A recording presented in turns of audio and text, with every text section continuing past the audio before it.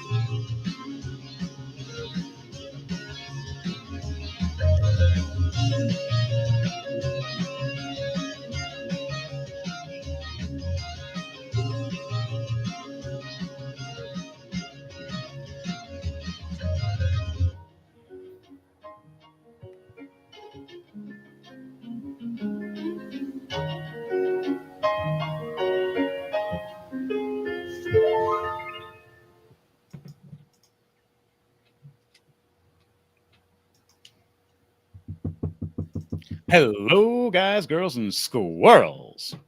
Squirrel?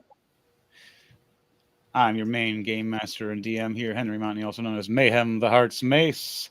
And tonight I'll be playing as Mayhem the Heart's Mace and Lunal Wormwood, the wife of Mayhem, the king and queen of the wares. And for the rest of us, we're going to introduce ourselves as this is episode 141, part 2 of the Undead Queen.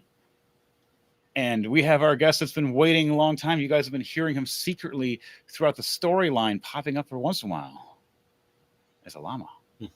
But we'll first get into introductions of the other people first. You guys start yourselves, and then he'll introduce himself. I am Dark Trooper, coming from you live from a secret location, aka my couch, and it's a very lovely couch at that. I will be playing two characters. First one will be very briefly as Was Rellaby, and the second one will be as Grismont the Face Splitter.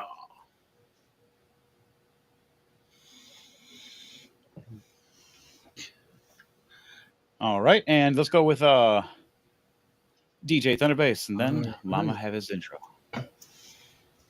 I'm bringing you music, and also playing as Valnir Nighthammer, and also as Zorag Lolgrim. I am DJ Thunderbass.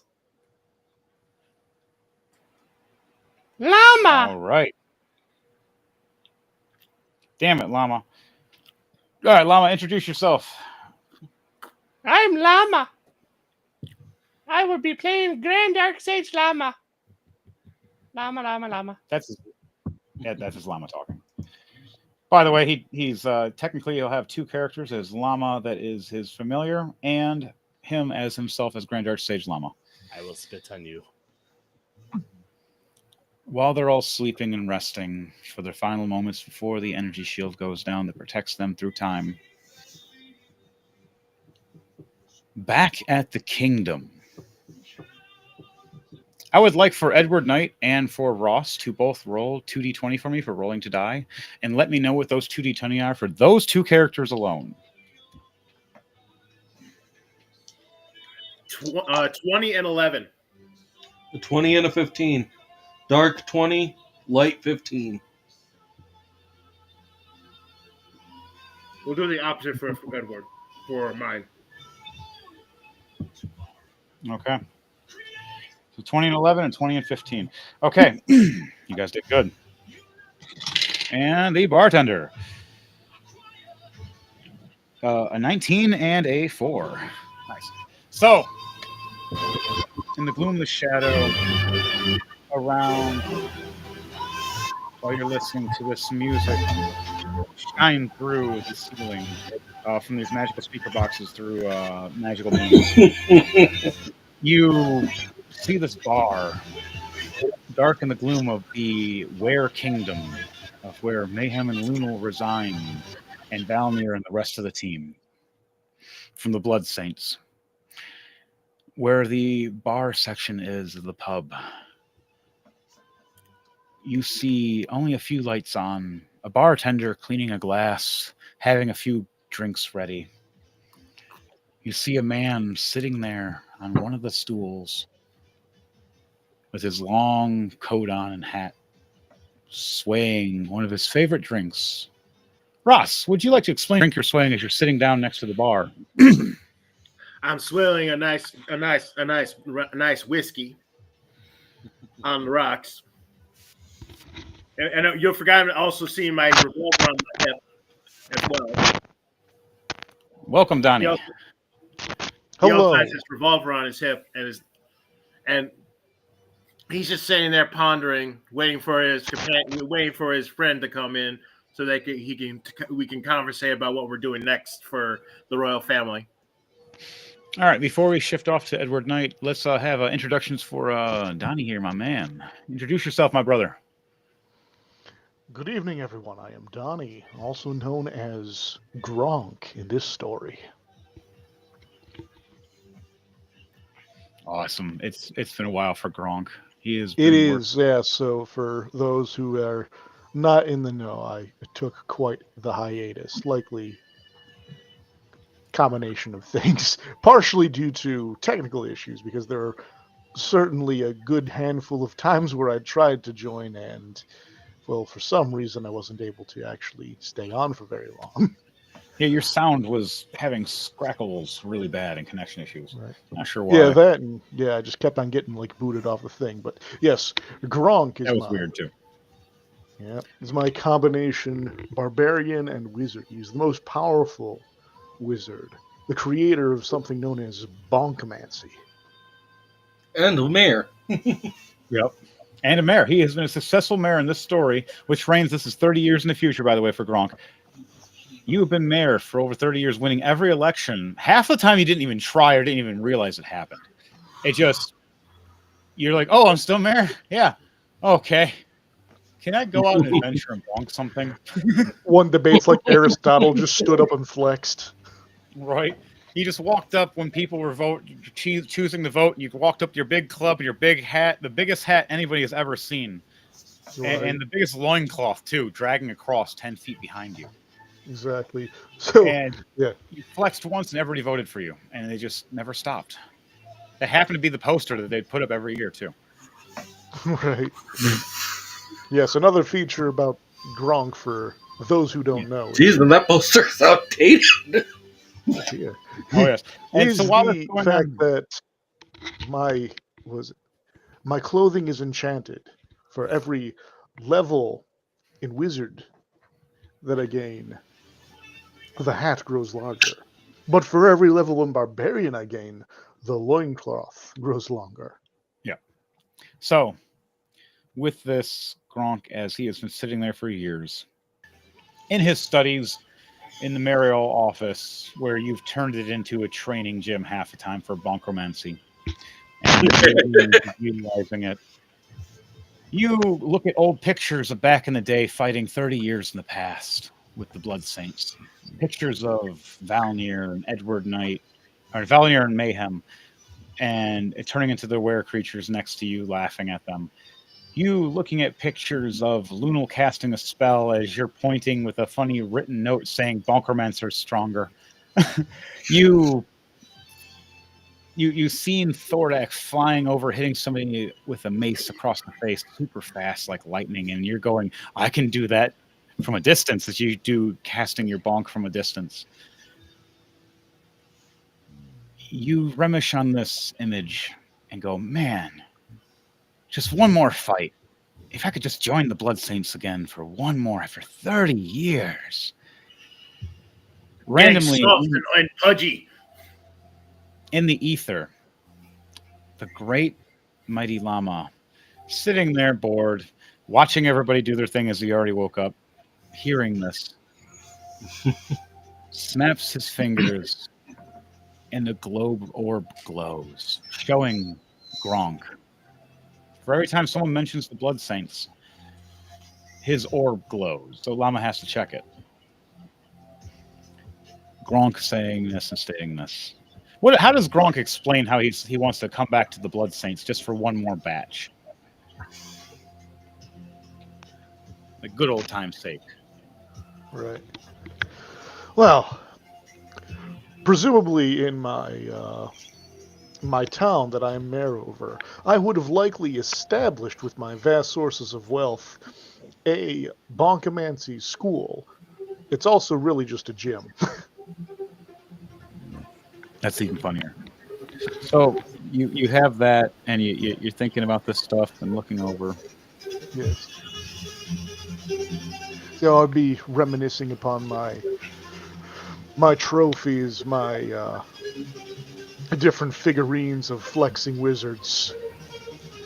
That's even funnier. Even one of them is actually the cover picture with Llama on it on the front.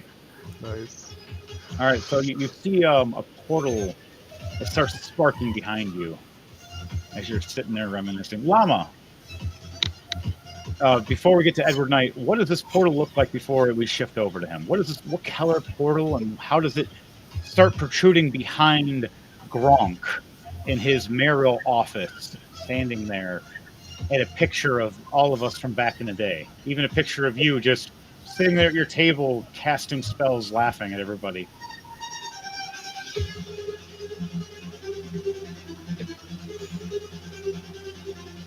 Just explain with your imagination what the portal would look like, Llama.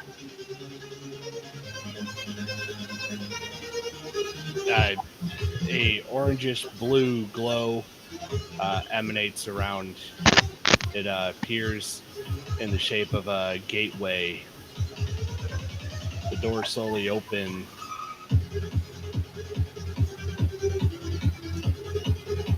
Okay.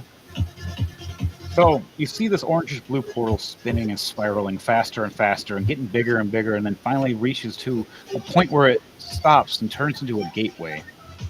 You see the doors, like bars, creak open as the portal webway from a blue and orange spiral spinning around in a circle dissipates, and you see a platform. And you see the crew of the Blood Saints at a fire pit, resting, taking a long rest, getting ready for combat again. What do you say or do before it ends, before we shift over to Edward Knight? Pretty colors. All right, and what do you say, Gronk, the mayoral bonkermancer? I turn around, I look at the portal and say, clearly, the gods have answered my prayer. Clearly, I am called upon for one more great fight. Then I grab just your rush mighty through the hat. portal. Yep, and you grab your mighty club, rushing through the portal, jumping in, and as you jump in, it cuts. Back to Ross, swaying his drink, waiting. The bartender, you've been sitting here for about an hour or two, my friend. There's no knights, no friends. You're meeting somebody. You got a drink sitting next to you this whole time. Who's it for? He'll be here in a while, in a spell. He just got other things to do.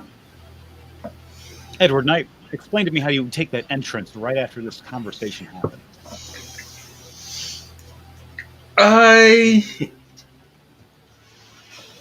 Since this isn't a tavern, right? It's the Kingdom's Tavern inside the Kingdom. This is the Were Kingdom. Edward Knight's been here several times in the past. Henry, in the keep? Yeah, I was just In the keep. I was just trying to get You're in a. We're in a It's tavern. been repaired. Yeah, you're in a tavern style esque. It's dark. There's only like one or two bar waitresses. One's a half goblin girl, and one of them is an elvish woman. One's more slender as the elvish woman. The one more busty as a goblin girl, walking past, giving drinks when they need to. There's only a couple bar or knights that have appeared in the back. Are Drinking. we using natural light or are we using hanging lanterns?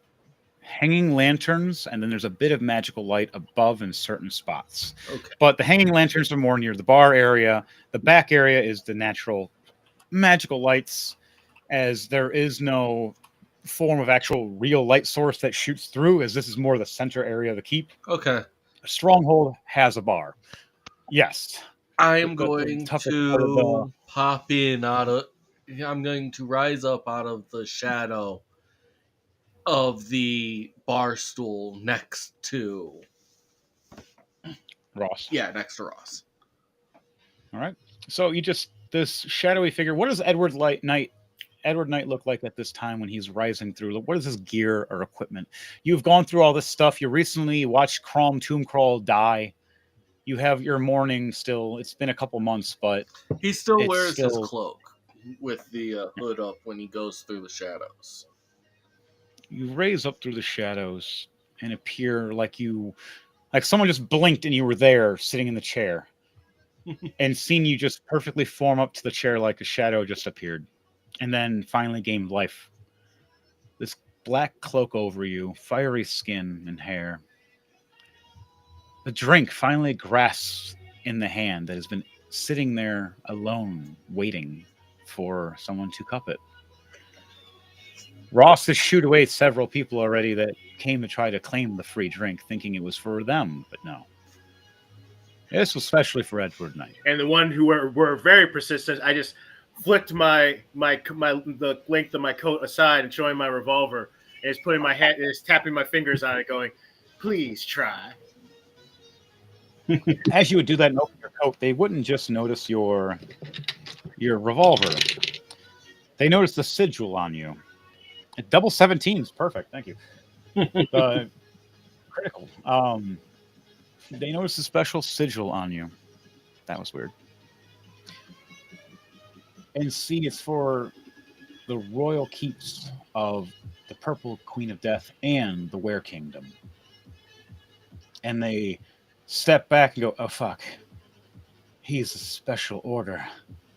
And they would turn away, ignoring you or being fearful of you, realizing that if they messed with a special assassin, they would be assassinated. As the last person you ward away, moments later after the bartender talks to you,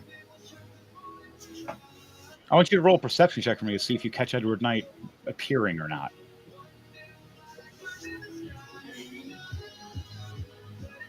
24, 17 plus 7. That's a yes. You looked over and seen the shadow appear and look like it. Oh wait, grew I'm out actually of going to you. roll a stealth. All right, well, roll stealth and see if it exceeds over that number. 20. 20 plus 6, 26. He does see you though, but you were sly about it. No one else saw you. Everybody else's passive perception was. No, it's 18. 20 plus 6, 26. He didn't see me if he only rolled a 24. Okay, that's what it was. So he wouldn't have noticed for moments later. So this is how it would have gone. You're sitting there, and he appears up next to you, takes the drink. You take at least maybe 1 or 2 swigs before he notices. Ross, you look into the mirror. You see the reflection as you grabbed your drink and you're drinking it. You put it down, and as you do, you look to the mirror. And then you see Edward Knight right there next to you. You swore when you first lifted the drink up, he wasn't there. The second you put the drink down, he was there. In a split notice. And you were just, how do you react when you notice this? And you go, he's not there, and then he's there when your drink's down. I'd be like, "Well, aren't you just full of little surprises, aren't you? Well, aren't you full of surprises?" Well, when the shadows are your allies, you can make an entrance without even making a sound. Indeed. And I look over at Edward and I go, "Indeed." Because you remember, he's also a stealthy type. So you must have called me here for some reason. Didn't I have Henry? Don't I have a letter from the Morrill family? You do. I slide the letter over to Edward on the tire top and just pointed to it. And I just go, "That's why I called you." You look over. Edward Knight, do you open the letter? Yeah, I take a look at it. You look over and see a letter explaining how you need to gather a team of assassins, but not by anybody famous or known like you guys. A team of assassins that hit a certain criteria, which you, oddly enough, know. If you roll a perception check for me, and I'll let you know the sigils. Both of us? Yes, if you both want to, because you've probably read this at least once yourself. 9 plus 3, 12. I got 15. 8 plus 7. Okay, so you notice certain names that are listed that are needed.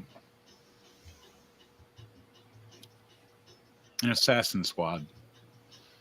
They've gained a name in the past, but then disappeared, and no one knows why. Zero company. They need to be found, and when they are, they can go back to their job to take out a certain royal keep that has been starting lots of issues with all the rest of the kingdoms. Can I set the But it letter can only on be done fire? by a certain Arakakra with the name Ukas at the very top, and Eli, and a few others. I am going to roll a history check to see if Edward actually can remember what the assassin group is. 19 plus 1, dirty 20. You remember this team that has experienced and survived before in the past. Ah, And you heard of a squad. I do believe that's a And know that- religious team. Edward looks at Ross looks over and goes, "You would know better than I would, my friend. Remember, I'm new to the group." I do believe I know exactly who you're looking for. And I think I might know where to find them. Well, isn't that a great thing? All right. As you guys have this conversation, you notice a sigil on it. The sigil being of a wax form with a llama on it. Llama, would you like to explain what happens to the sigil after they read the notice? It self-destructs. That's pretty much what I was going to say. I was going to say it just sets itself on fire. You see a sigil of a wax llama wink at you. It also spits on them first, then sets itself on fire. It tries to spit, and as it does, it hits the page, and the whole thing just right on the table, right in front of the bartender, and him going, "Oh, wait a minute! I was not expecting that." Look.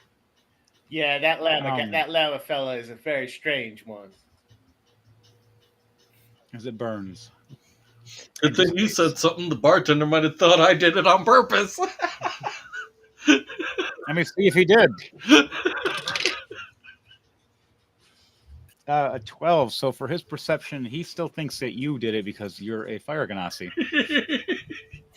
You shouldn't be touching things like that. I swear. Get around alcohol. You know what? You're right. Get the fuck off my bar. My pub is not going to catch on fire from your fire ganassi ass. Oh, why are you even here? Oh, I rolled a 13. What? Oh, geez. Yeah, if there's any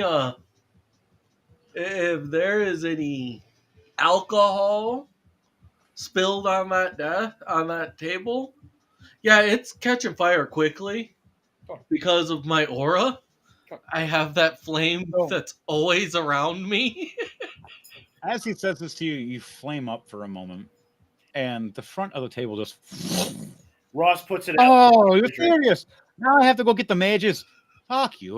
No, And and the Ross puts his hand up and goes, "Hang on, bartender." Using his druidry skill, he puts the fire out with a snap of his fingers. All right, no tab for you then. You're good tonight.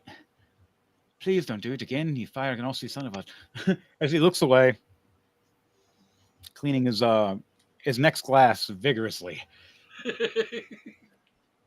shaking his head, I look at the bartender. It's like, you live around with Llama and Luna. Do you honestly think this is the first time that I do? Do you honestly believe that this is the first time this place has been set on fire?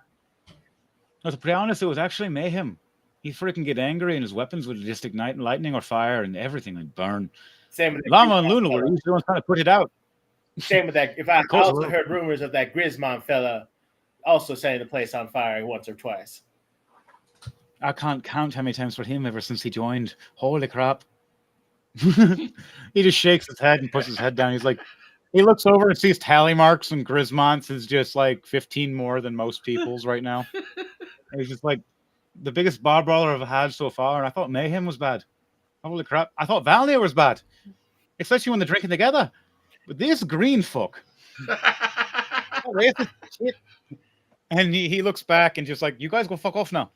And he asks the rest of the knights if they want their last rounds for the night before I generously back on. I flip him a gold coin saying, for a tip, my fine fella. Thanks. This will cover at least the alcohol you consume. Jeez. And then you guys head off and find out the Shadow Blades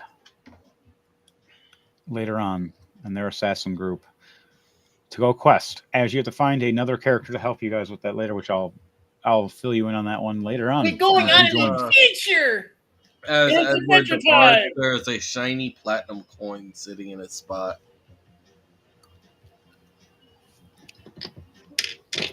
Oh, crap. The bartender sees it and grabs it and thanks him as he looks over and you're gone. Thank you. You know, that was nice. Where the fuck did he go? Who the fuck does he think he's Batman or something? Jeez. Well, technically he is.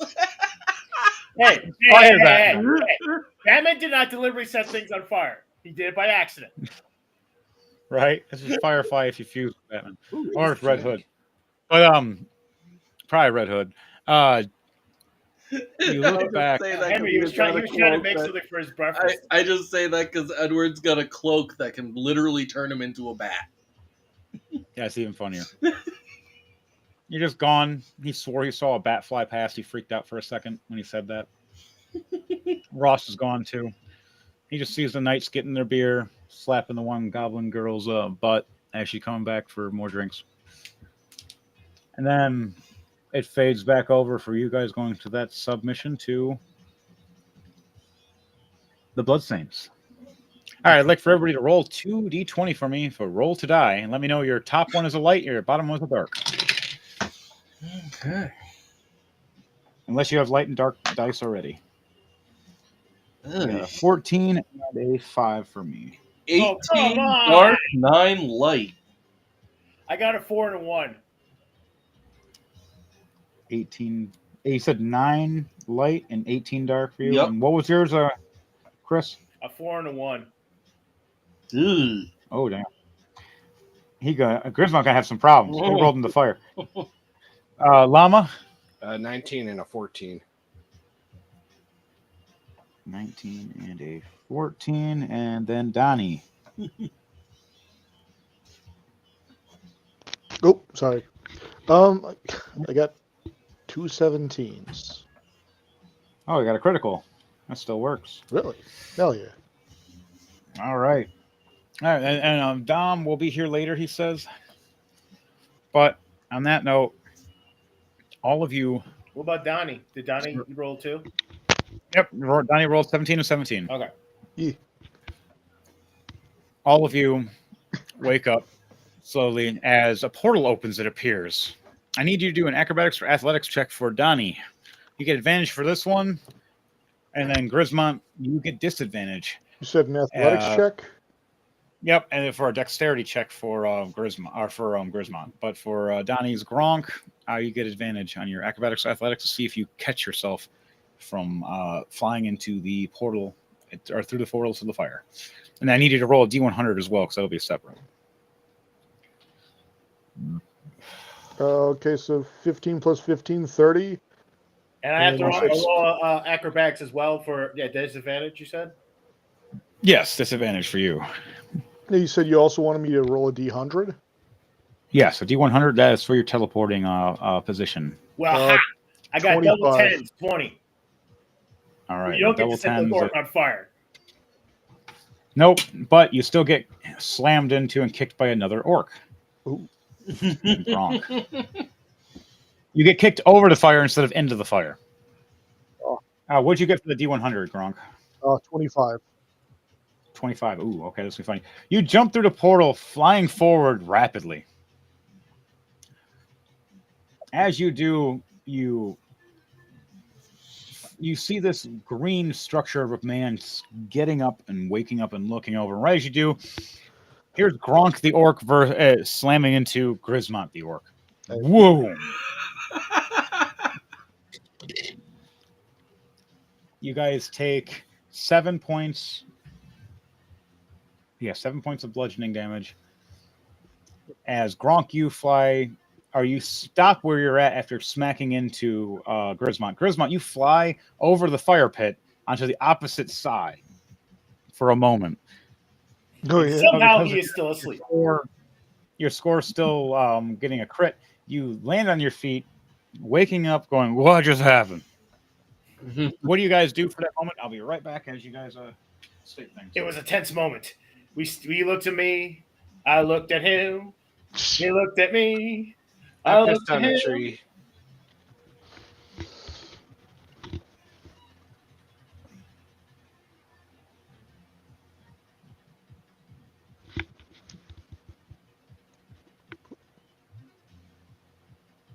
And I looked at him. Right. Hey, so real quick, so what level are we supposed to be? I know that we're all like over level 20 at this point, but We're all supposed to be at level 20. Pardon? We're all supposed to be at level 20. Well, yeah, but last I remember specifically with this campaign, we'd been going over level 20, but because D&D Beyond is a little retarded in that respect, that it does not allow you to go beyond level 20. Like, what the hell?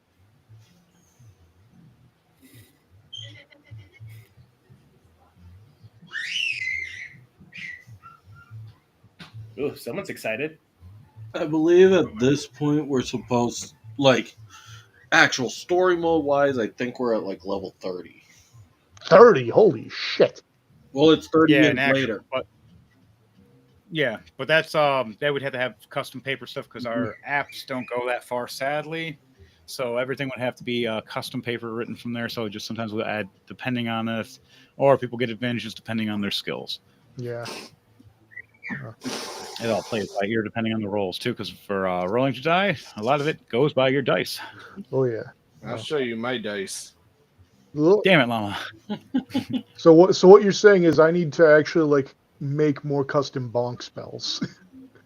You can make one up as you turn along, something you've been working on for the past 30 years, like the Bonkageddon, like an Armageddon, but Bonkageddon.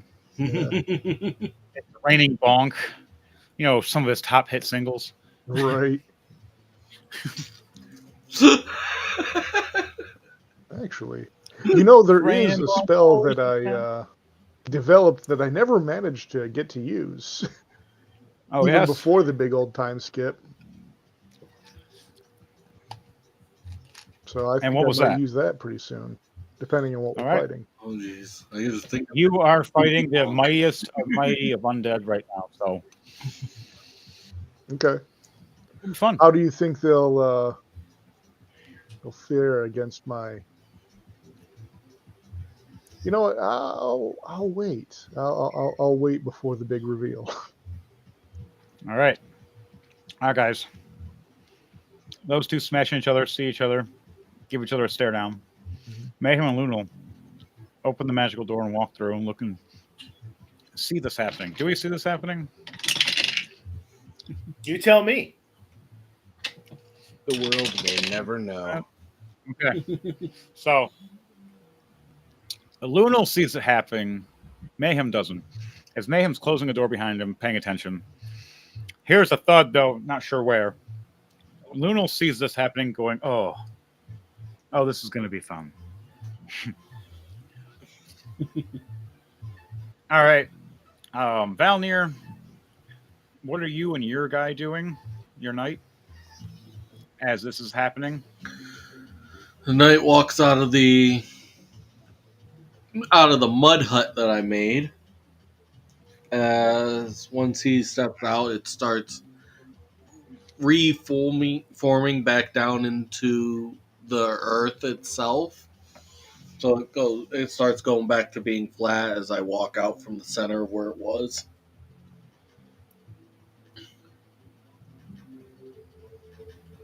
All right. And for Llama, where are you resting at this time?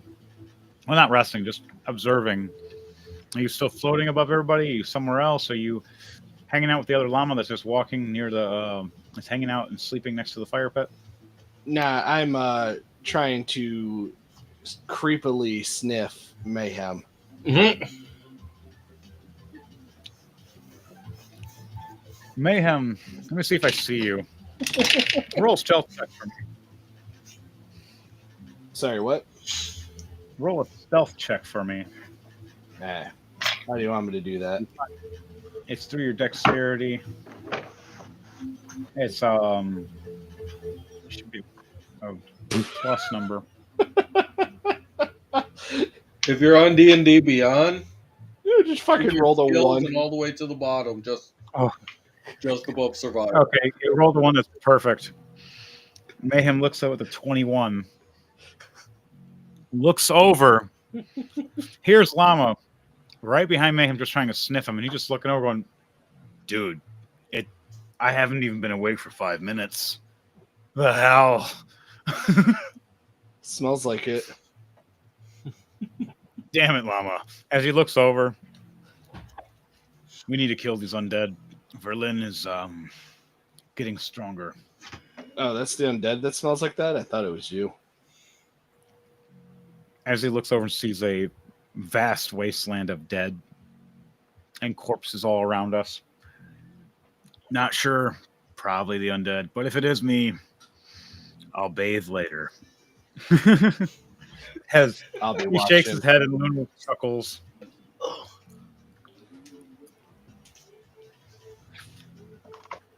Mayhem walks up around the fire. All right, guys. Everybody ready to... Hey, Gronk is here. Holy shit. Hello.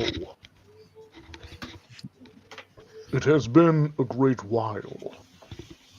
Right. I have improved my magic.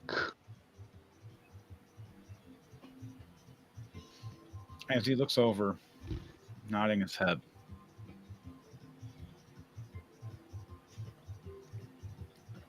Been about 30 years, my friend. Let's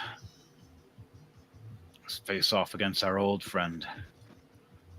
She got possessed by the necro slug and now takes control of her.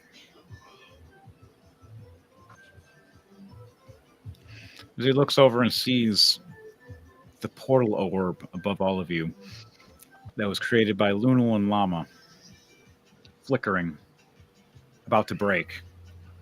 Llama, what is explain to me how it shatters.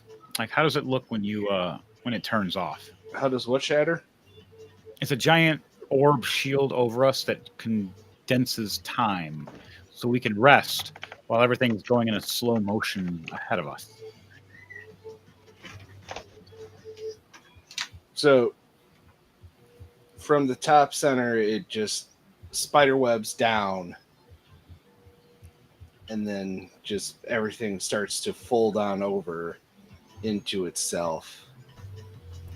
It condenses down into a smaller orb before shattering into the sky in every direction like broken glass. Nice. All right, so as you guys witness and see this cracking and shattering, it all just, and time goes right back to normal speed for us. You see the gate creatures looking over, going, I thought you were all just standing in the same spot for a minute. What is going on?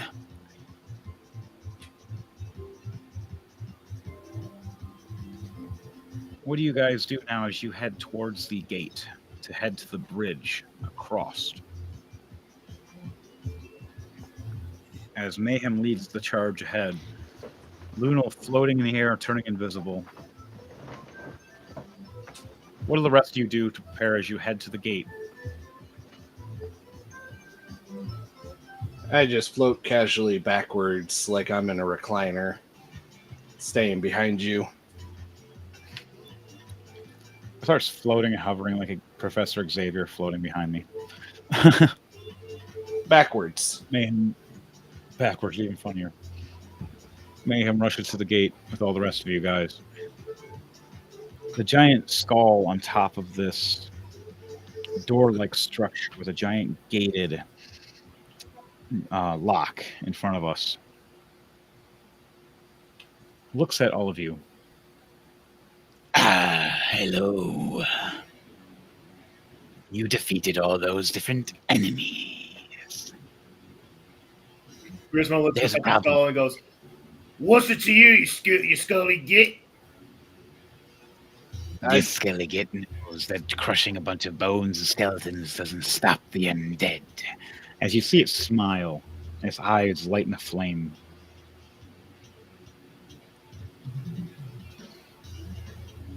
I've picked. I want everybody to hear I look up at the skull and go, "I've picked worse things out of my teeth than you." I would like for you, everybody here, to roll a perception check, please.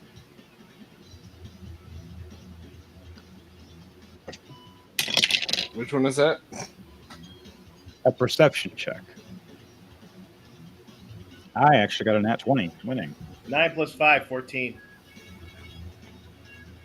It's in your llama. It's in your skills. I got 28. I got an 11 plus 1, so 12. Yeah, it's in your skills. Oh, you said 11 plus 1, so 12 for you? Yeah, I just want to say, like, this is my first time ever playing, so, like, I'm learning over here. All right, that's fine. 11 plus 1. When I ask for that stuff, you'll look over on your sheet, and you'll swipe over to the left, and it'll open up to the right, and it'll say skills. And you scroll down the skills, and it'll say the numbers. You can either roll real dice with those plus numbers next to those names, or you can push that plus number, and it'll roll a dice for you, and you can tell what it is. Wow, that's funny. I got 18. 21 that time, but okay, 18 is good, but I got 28 altogether for the original. Okay, all of you, what did you get for you, Donnie, for wrong?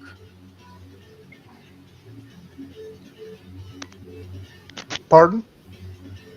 Roll a perception check to see what's happening as we're talking to a giant undead door that has the gate closed and we have to get through. Can I poke the door?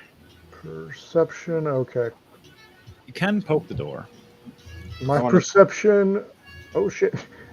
Dirty 20. 19 plus 1. Oh, wow. Yeah. So you've seen the eyes flicker for this skeletal door. Behind you, all the bones and skeletal creatures that you crushed, destroyed, or maimed, or beaten start scooting and pulling towards each other. A giant spiral into a giant pile. And start shaping, twisting, and turning, and screeching into some kind of monstrosity. I poke the door and ask if it's on. All right. I can do that.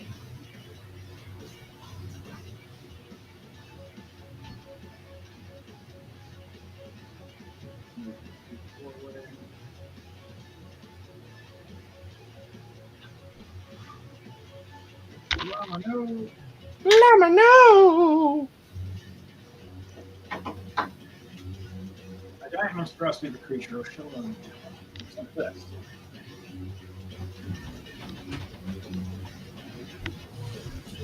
And I'll make the screen bigger now.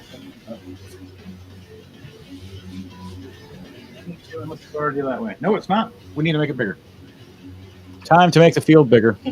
That's what she My said. monster grow! We all say it together. Grow. Grow. That just happened. There's this way. And there's this way. That works. There we go.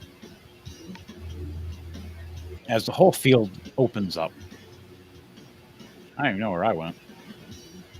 I disappeared. That's fine for me. Your face disappeared. Ah, there was this one time.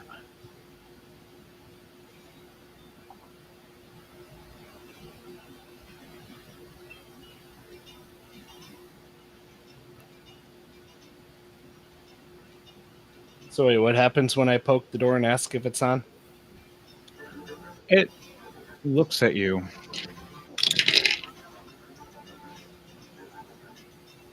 What is it that you desire?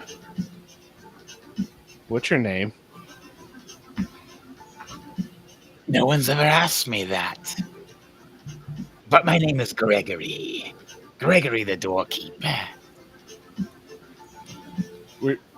Were you named after your uncle? He looks back and forth for a moment in shock and awe. How would you know that? I've been here for 10,000 years. My uncle's been around for 50. Wait.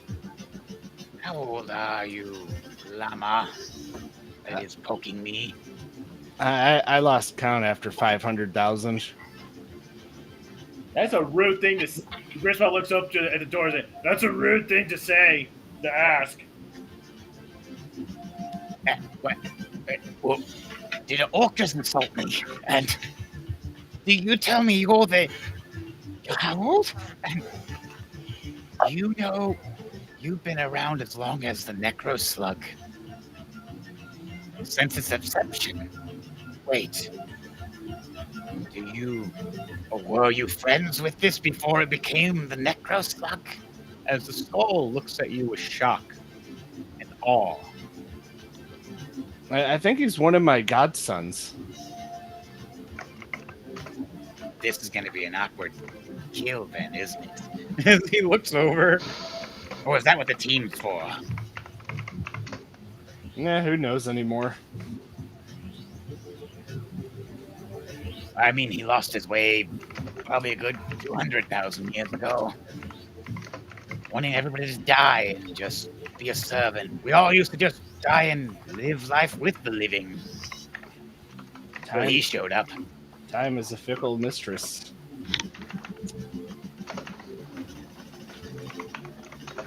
Mayhem looks over at Lunal. Lunal giggles and points at Mayhem. And he sees the weird squirrel on his shoulder and freaks out and then disappears, and he looks back and it's gone again. And he looks back and it's on the other shoulder, and Lunal just giggles again as the squirrel disappears off his shoulders. And you see her just shimmer in time and disappear and right behind Mayhem instead of beside him, and then above him, and then disappear again. Mayhem looks over going, yeah, time distortion is very strange, and Lunal loves to mess with me with it. I don't know where this green squirrel keeps coming from, but it's taunting me.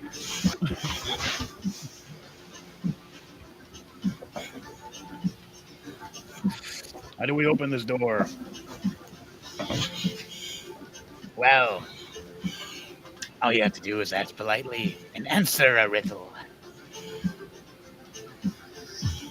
Those are the two things I require.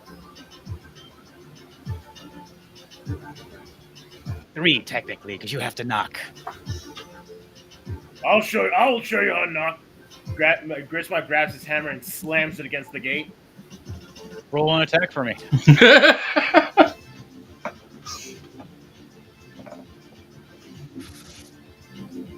18 plus 11, 29.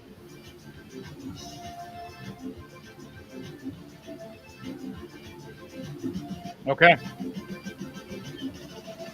The sun off. You hit the door, and you see a magical aura amongst the door that you hit. Shimmer all the way up to the skull, and the eyes glow as it looks down at you and smiles. Ah. I roll Hellish Rebuke. Yeah, a 29 to hit on you for that. You take 34 points of shock bludgeoning damage back to yourself as you hit this giant force of this magical door, and you see the energy go, and it pushes you right back, and like a shockwave, like you hit a Captain America's shield with Thor's hammer, and you launched yourself back with a big shock away. Not including everybody is standing there. I need everybody to do a dexterity save for me, as all of us are standing there, and this shockwave of energy just shocks all of us back. Now, Grisma, what energy source is this? Lightning, fire, necrotic, light? What kind of hammer is this? I got a 14 plus 10, 24 for my I actually don't dexterity know. save. I don't think I put an attribute on it. No, it's just force. I thought it was just it had an elemental hit, but not. If that's not, that's fine. Just force damage. Yeah, everybody is going to be Push back. Yep, everybody gets pushed back if they did not succeed a 14 dexterity save. I literally got a 14 plus 10, 24. Okay, so yeah, I got flung back. 5 plus 3, 8.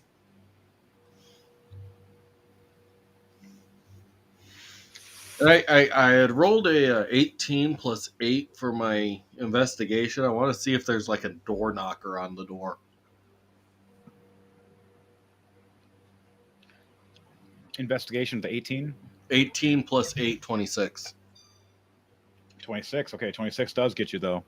You look around after the shockwave as everybody hits the ground, and now the whole door is clear from anybody standing in your peripheral.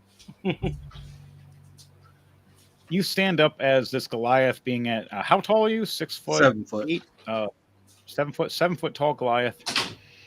Standing up with your knight Goliath next to you. He's slightly shorter than you. You guys look back and you look forward, and you see this knock pad and a language on it. Oh, he's actually 7'5". Oh, wow, even bigger. Mhm. So you look at the language, and it's written in a common language. I can read all languages. Perfect. It says knock 3 times and say please and thank you after the riddle is solved.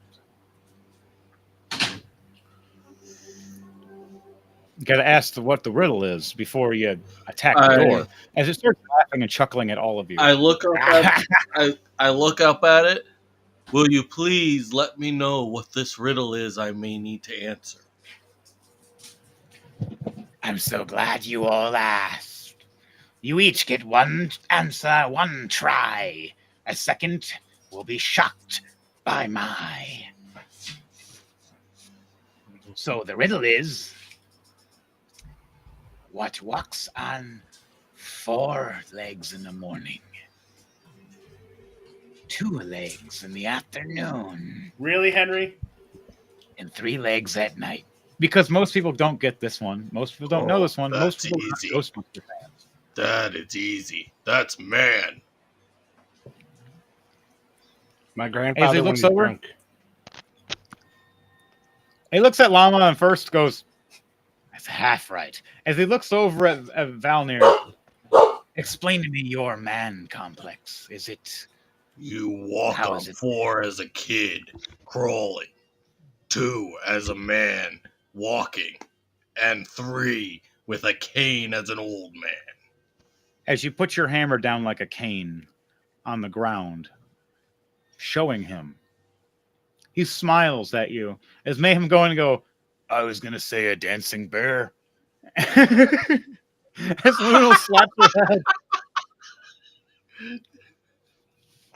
Lunal Llama behind- emphatically agrees with that bear. Lunal nods and goes, I'm with Valnir. He's correct.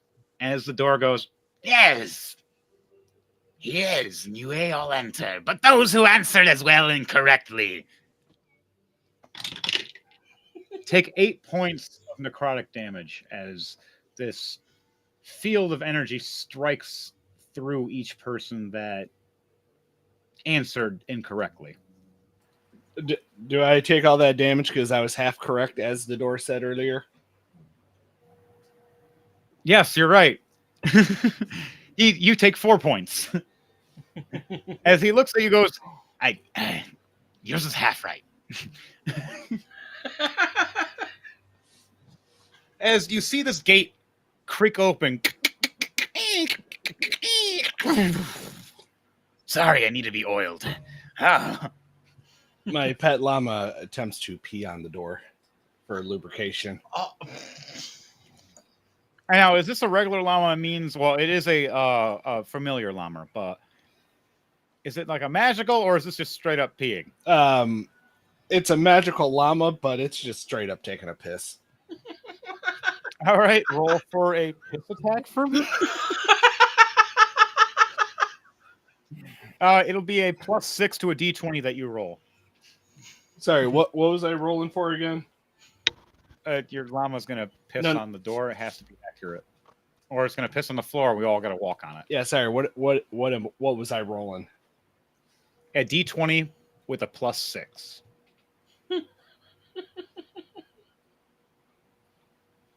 So, this A person D20 and a 6, or just add 6 to the D20? D20 plus 6.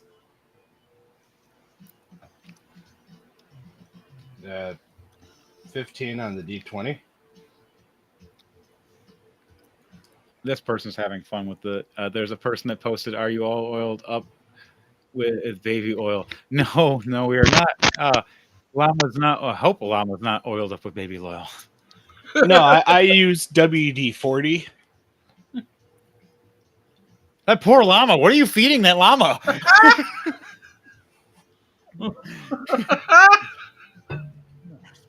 A good thing it's a familiar, not a regular llama. No, I say he's magical. He is.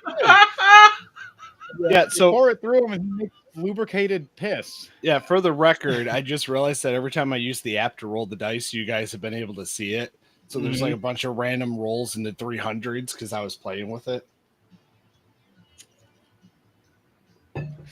Yeah, I see it. It's fine. Anyways, I did a D20. It would be 15 plus 6, which would be 21.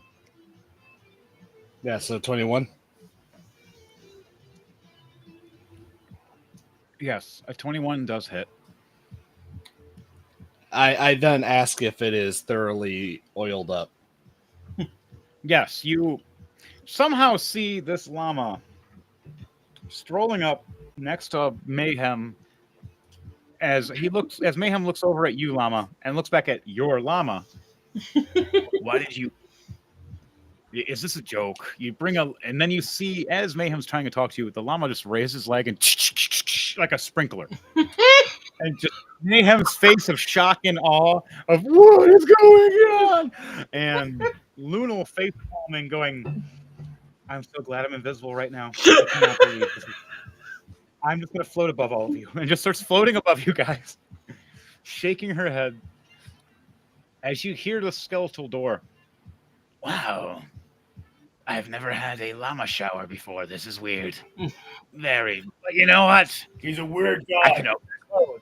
You see the door open and close several times. Oh, this is great. Oh, man, I could do this all day now. I instruct the door not to beat itself off like that. The door stops in mid swing. It slowly raises back up. You guys go through quickly. I need to be alone. Valnir just real quickly does the 3 knocks and says thank you. I mean, do you really want to touch the door after it just got pissed on by a llama? Well, he had to finish the requirements. He is right. Because I was set a trap, and I was thinking if you guys just rush through. Valnir nicely knocks after saying, "Please let me in." You see a magical shield drop down past the door that would have set a blazing fire across all of you the second you would have walked through. And that oil would not have helped. You guys all head through now, you say? Down here does. I want every to do a dexterity check for me as you guys are all running through the door path. Because it is going to be slightly slippery. Do we have advantage or just straight? Does it's up to your character if they have the stat of advantage, disadvantage, or straight. For this, unless you have something that prepares you to walk on something slippery. I have advantage on dexterity against effects that you can see while not blinded, deafened, or incapacitated, thanks to danger sign. Okay, so you did witness this happen. So you'll have advantage then. Okay. Can I just ride the llama now? You can, and you're perfectly fine with it because your llama Rolled a can 10 plus 4 for for it.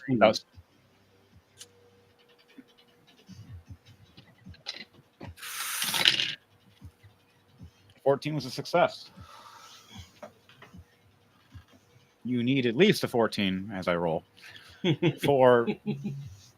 get through this. So everybody else will need you to do a dexterity check to make sure you exceed a 14. If you do not succeed a 14, you do take half speed, and you may slip depending on how low your roll is. I instruct my llama to chase after Mayhem to pee on him. Oh, jeez. Mayhem gets a 19 plus 8.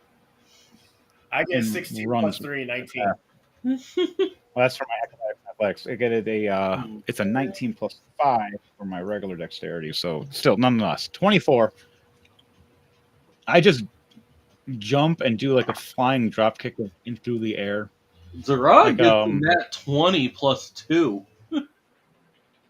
Nice. Lunal's flying right above, so she doesn't have to worry, but she still has to go in a speedy time. So I got to roll for that. A 19 plus. Okay. 19 plus 5 as well.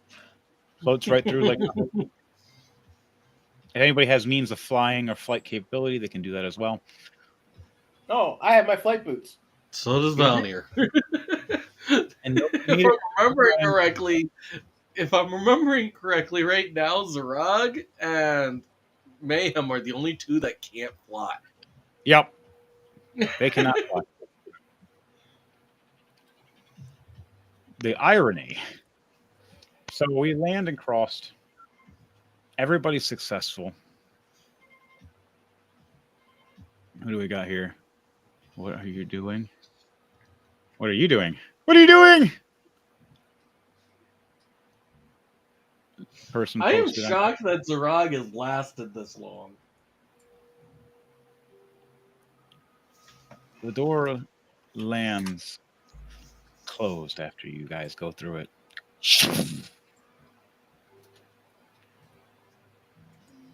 You're welcome from oil your hinges, stupid door.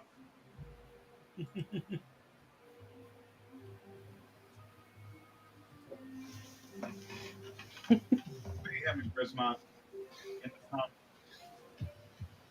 Down here in the night behind them. It's floating llama and llama.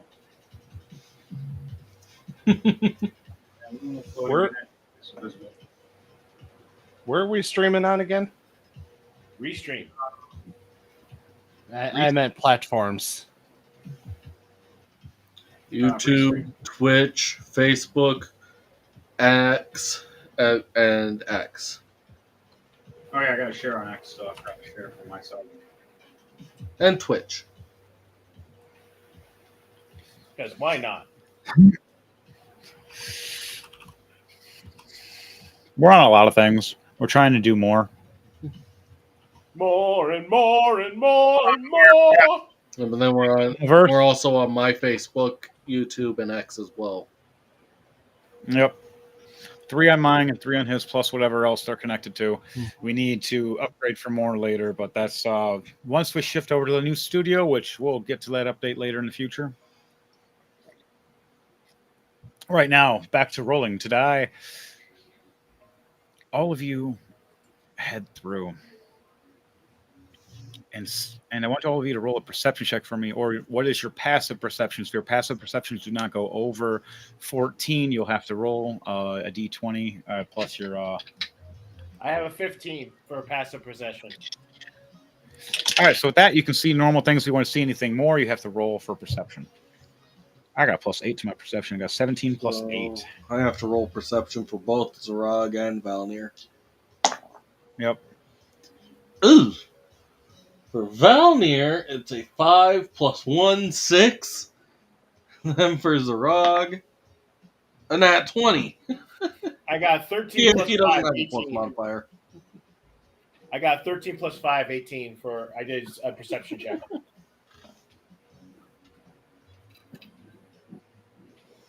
Jeez, Zarog's getting lucky today. Well, Valnir is not. So we're doing perception check.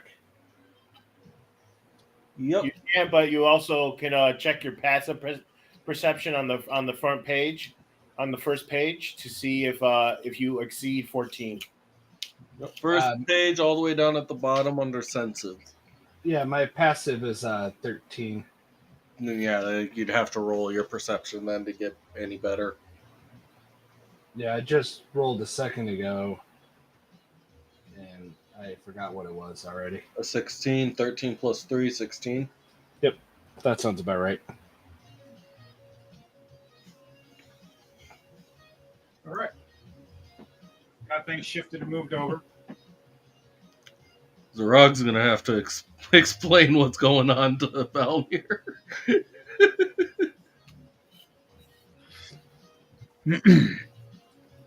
You guys look ahead.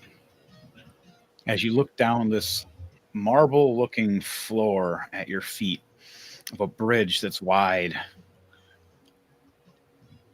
about 25 feet across, but no ledges. You guys look across, and those who see over 16 ups look down, see like a wasteland with fog and smoke. Zarog had a nat 20. He sees it all. And while they're looking, you swear you see skeletal structures moving across the smoke and fog. Different sizes, different monster courses. You see an even bigger monster for those who've seen with a 20 and up. That's great. Llama's through all the verses right now. You know what now?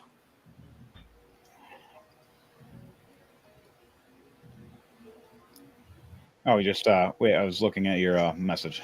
Zarog just says to everyone, "Hey, I think there's something massive down there."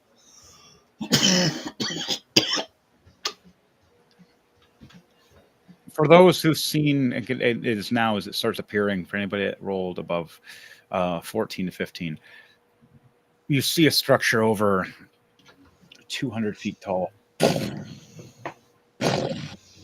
As you look across, you see a giant monstrosity of a skeletal creature, huge. Mayhem shaking his head, rubbing his eyes. We destroyed that. We killed that years ago. That's impossible. Looks like my grandma. Mayhem just gives this look on me right at Llama. And then you see his face of grit turn into rage as his eyes go from green to purple and they flicker. He grabs at his face and rips at it and starts transforming into a werewolf and howls. Down boy. Anybody that's not within a 10-foot to 15-foot radius has to do a fear check or intimidation check with me. If you fail, I thought it was a Constitution save. Oh, you're right. I'm wrong. I have to do the intimidation. I have intimidation +7 with a 16, so 16 plus. Since 7. I can't really see anything, do I still need to do that? What is your roll? I rolled Valnir rolled a 5 plus 1, 6. And what is his passive perception? His passive's an 11. Jeez.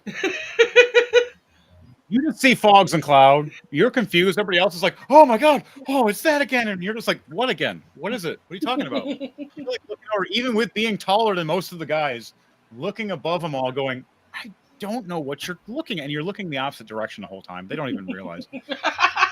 Where the other giant thing that you hear moving around is like a giant skeletal alligator, but you don't see it because how low it is to the ground. The fog is covering over it. Zarag rolled a 14 plus 7 for his Constitution save. So he's good.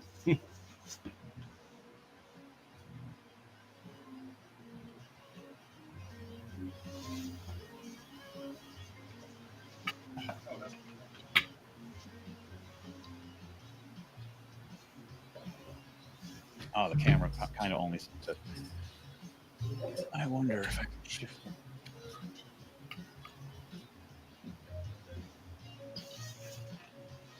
Is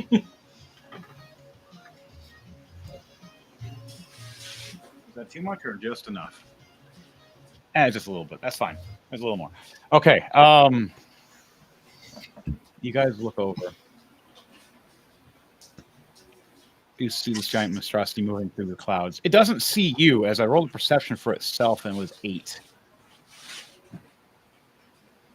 It's not needing to target you yet. It seems like it's not trying to be hostile. It wants you to walk past it. Yeah, it's going in. It's not the hard part. It's getting out is the hard part. That you are right. If Zenta was here, we'd be like golden, because he'd be like, "Guys, what? Plane shift." Just we're good. But he's not here. I can maybe throw Zenta in. Well, But Valnir does still have the Well of Many Worlds. Oh no. Oh, that would be a messed up ending. Tune in next week to find out where the hell we landed. Why are there dinosaurs everywhere? Hey, I could use my dinosaurs finally. You guys are screwed. Grissom would be thrilled. Right. So, back to it. You look ahead and you see this marble-looking ground raising up. An arch over, you see a few undead men and skeletons standing there, looking around a guard, and they stop. And I see all of you. You see one of them quietly raise their hand up and flicker their finger as the other two skeletals pay attention and look forward. Eyes in a glow dim of like a turquoise blue flame in their eyes. Look back at all of you and smirk, as if a skeleton can smirk as much as possible. If not the one undead captain in the middle with skin still on, smiling. As you hear a voice. You came to pay your final rest for all of us. She is waiting. Your choice. He smiles. Fight me now or fight me later? I think I have room in the schedule for tomorrow. As your llama randomly starts barking and you speak this, and he is looking at you with confusion. He knows what llamas sound like, and he's like, llamas don't sound like that. What are you writing for real, and what are you? So I'm going to roll a perception check to see if I can see through your... Nope. You have the 2 plus 4. Nope. What are you? He's Grand Sage Llama. That's Grand Archsage, sir. Don't get If technical you with correct- me, boy. And Mayhem raises above Llama like a giant monster. There's a werewolf now standing almost at 8 foot tall, transformed. Your llama barks back at Mayhem again, and he just shakes his head. So, let us pass, or we kick your ass. What is it? Hey, that rhymes. I've been reading. Wait, you can read? You hear it from an invisible woman of Lunal. We have been reading. Still working on your vowels. Jeez. Can you count to more Sorry. than 4 now? He can count? I got to 4. I can only count.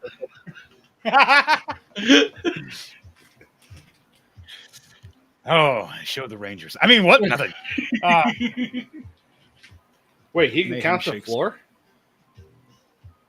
He looks down at the floor. We're all gonna die. With a weird droop down, anime style, down the werewolf's head. Meow. Ugh. He heads forward. I want to roll. Everybody here choose if we're going to fight these guys or they're going to let us pass. Griswold votes to fight. I pull out my coin. You roll 2d20. Your top one is your light. Your bottom one is dark. You tell me which one is which, and the higher number will win. Valnir rolled a tails. That's dark then. Oh, roll your. Griswold rolled an A. He rolled a what?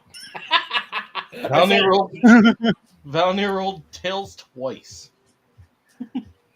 Zarog, Okay, yeah. he rolled a tails. Dark it is. You guys are for fighting. And he rolled his heads for a second. So he actually So Zarog. Griswold being a 40k orc. My He chooses to fight Tail. the giant monster. To prove his dominance. my pet llama farted, so I said pass. Mayhem standing behind the llama going, I hate you. Oh, God, I hate you. Oh, you nasty little. He walks past angrily. He rolls an 18 light and a 14 dark, but because you did that, I'm just going to re-roll. Yeah, a 17 dark and a 15 light. He's going to go and fight too now. He's like, I'm going to kill something. I'm just going to rage. He just starts raging. Valnir puts his finger to his nose and is like, nose goes.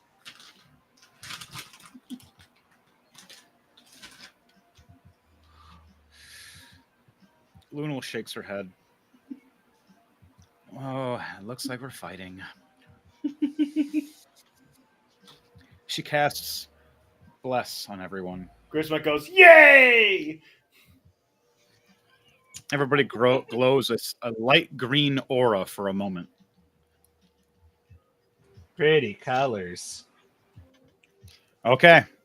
All right, guys. What are you doing for your preparation? The first thing you're going to do are you guys just running up, letting them know you're going to fight? Are you going to sneak up and fight? Mayhem's getting ready to just run and just go right at the leader guy. Griswold's What are going you to guys jump up, activate his boots and charge. All right. Puts on his goggles. Grab Shoved up a little Valnir bit. is gonna rage and transform. All right. Is So there you turn into a is there a tree nearby? No, it's undead field, and if there is, I would say there would be a dead-looking tree that is within your vicinity, probably 40 to 50 feet around, but it'd be underneath. You'd have to raise it about 40 to 50 feet with telekinesis.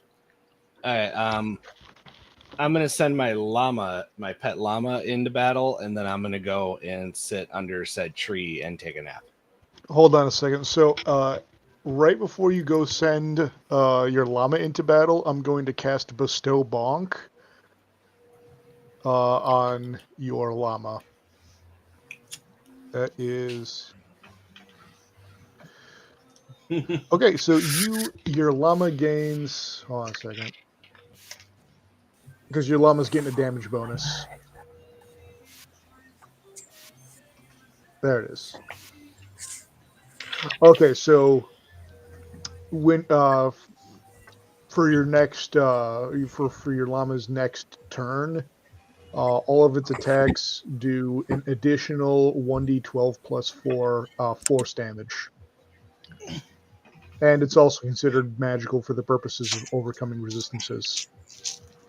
Did somebody jot that down? Because I missed that entirely. Whoa. Not Hey, what we wanted. We found. I mean, that was everything I wanted. So long, you said you missed what I said, or No, I heard everything you said. It's just you said that I get, or that my pet llama gets a something additional to. yeah, 1d12 plus 4 magic force damage added to each of its attacks this next round. Yep, as long as somebody remembers that for me, I'll be good because I have nothing to write anything on. Okay. When it's your turn, he'll remember his bonkitude. Good. All right, so for that, he bestows bonk. Llama, you float off and see this magical tree grow that Lunal makes that gives a +5 to stealth to whoever lays under it. And Llama floats near the tree and gains +5 to his stealth for that time he's under the tree. Explain to me how you rest up against the tree before you the tree makes like a disappearing moment for you. Yeah, he's gonna he's gonna float, but he's gonna have his back against the tree while his legs just kind of float there, like sticking straight out from it. His head's gonna be in a downward motion with his hood over it, of course, and right. He's gonna snore peacefully. Oh. What is your llama gonna do? Are you gonna cast any thing to it to make it just fight normally, or do you want to polymorph it into something to fight for this time? Yeah, I'm gonna polymorph him into a unilama, which just gives him a horn on his forehead. A unilama. Unilama. You could polymorph him into a dinosaur, or a creature, or a monster, or a dragon. No, the horn's a weapon. Oh god. It's going to be a llama that can just stab people. Shish kebab. Drill horn. Yep. Llama, drill horn. I call it my horny llama. Horn attack. Go. Horn attack. I choose you. And in the fashion of a Pokemon, it just keeps saying the word horny llama. Mayhem just shakes his head. Damn it, llama.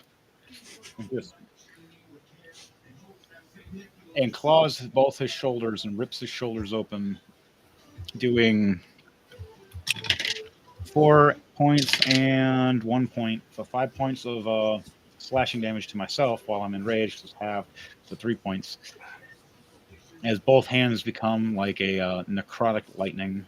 Or not a necrotic, like a holy lightning. So a radiant lightning? Yeah, thank you. Radiant.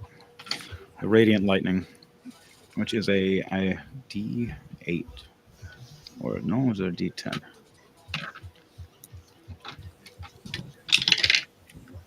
Okay.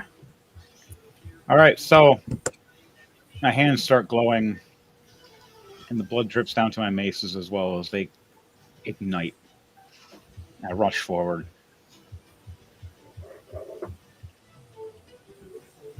All right, what do all the rest of you do before we start and jump into initiative?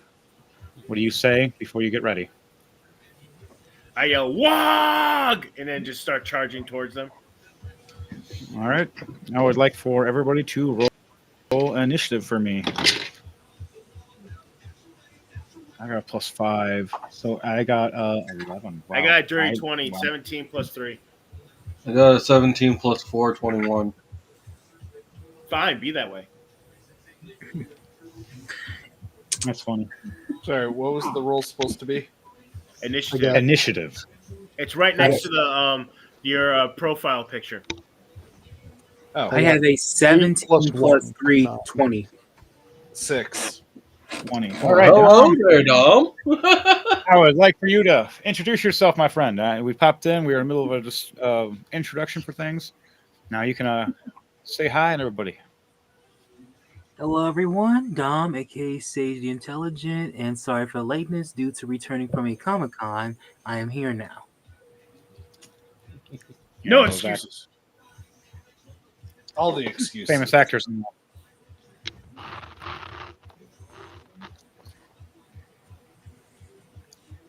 So All right, so I rolled 17 plus you're 3, playing as Bev 24. the Hunter. Yes. So far, gone through a door, ran up, seen giant creatures and monsters, got ready, and we're getting ready for a fight right now. And we have a giant creature monster running from behind us to attack us from the back, as we have the guys from the front. What are you? Hey, we don't play that. Where are you popping up from? My pocket. As Bev, as you when you woke up, you turned into a monster or a creature or something small and disappeared for a while, and no one knew where you went. He was in Grismont's pocket, and Grismont just feels like something crawling in there. It's like, huh? And he pulls it open. Ah! That's up to you guys. So what do you do, Spev, if that's the case? If you pop out of his bag? Yes. That would actually. All right, so he screams "Whoa!" "Whoa!" and looks down in the bag. "Whoa!" freaks out for a second. As Spev the Hunter pops out of his bag as what? What do you pop out as? Scared the hell out of him. What is this thing that makes Grismont scared as hell he has never seen before in his life, popping out of the bag? Is it something funny? Is it something silly? Is it something crazy? Is it something gritty? Or something he knows what has seen before? A praying mantis. I swear, and I yell at him, "God damn it, Svev! I am not your taxi service!" Well, your pocket sure was a nice bed. Thanks for the hotel stay. Wonder So a what praying mantis, a large looks- praying mantis, just jumps out of this bag. Wonder what green And looks Grismont- like to orcs. I don't know. They'd probably freak out. They'd be like, "You're the greenest, meanest thing I've ever seen. You even eat your mate's head." Like, it's something crazy. The orcs would probably respect the mantis. They're actually some of the most powerful things in the bug kingdom. They also have a horrible fate for the males. The females, well, they do too. They all do. It's really I am glad I'm not a bug.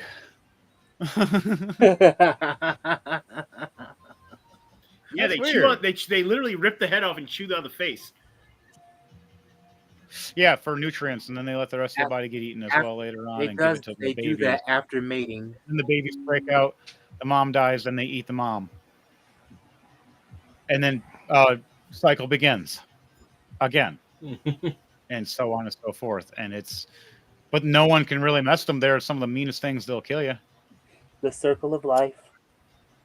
It's the circle of life.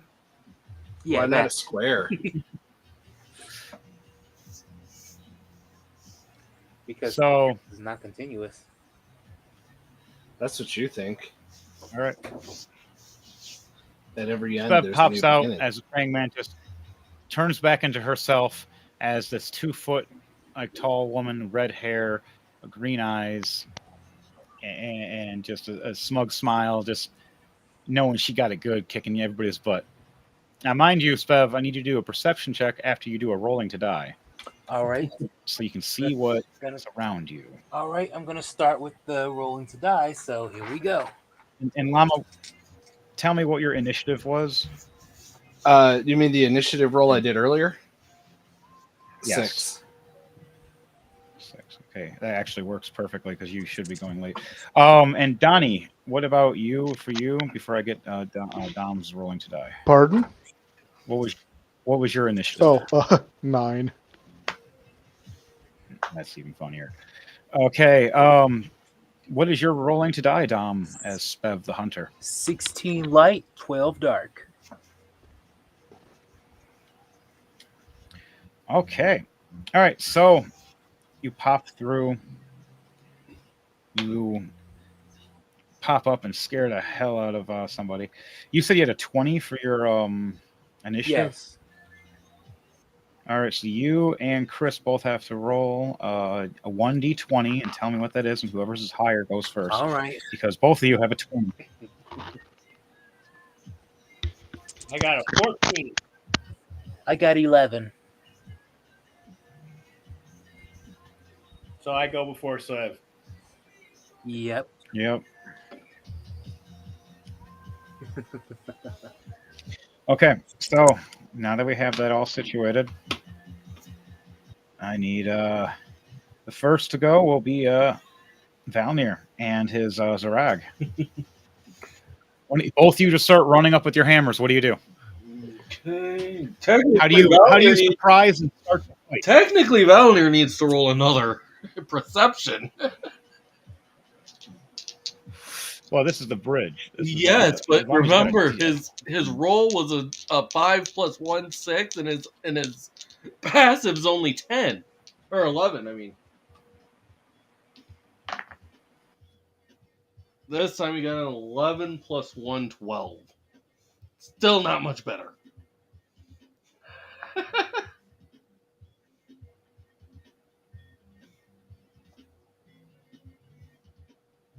Can I at least see someone? Or am I still blind? Yes. You as long as you got up to a 10 or your passive perception is past a 10, you can see ahead of you 15 to 20 feet. Okay. So 7 + 12, a 19 to hit. Okay. All right. 19. Which one are you hitting?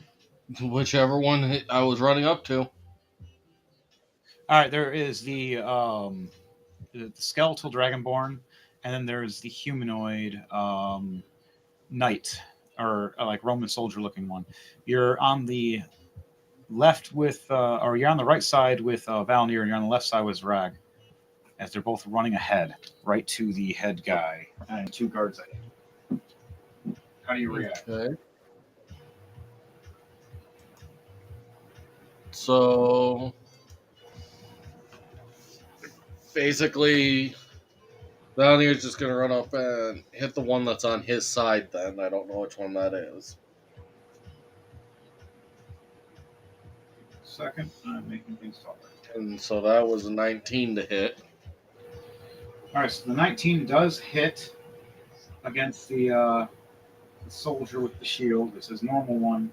The 17 is AC is a 19 you hit directly. 9 points of bludgeoning. And 1 point of lightning.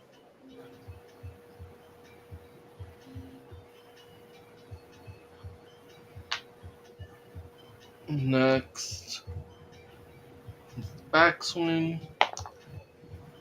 A 10 + 12 to hit. 22. That's a hit. Doing 9 more points of bludgeoning. And 2 more points of lightning. For the second swing. Nat 1. That's a major miss. So that one was a miss. So you swing the hammer and accidentally graze off against Zarag, hitting him for half damage of what your weapon roll damage would be for that.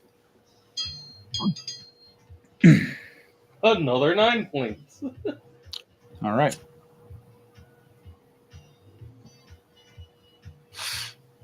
You hit him instead. As you roll forward with your hammer, getting back up in placement to fight, but realizing you just did friendly fire as your knight goes, "Oh, that was a wild swing."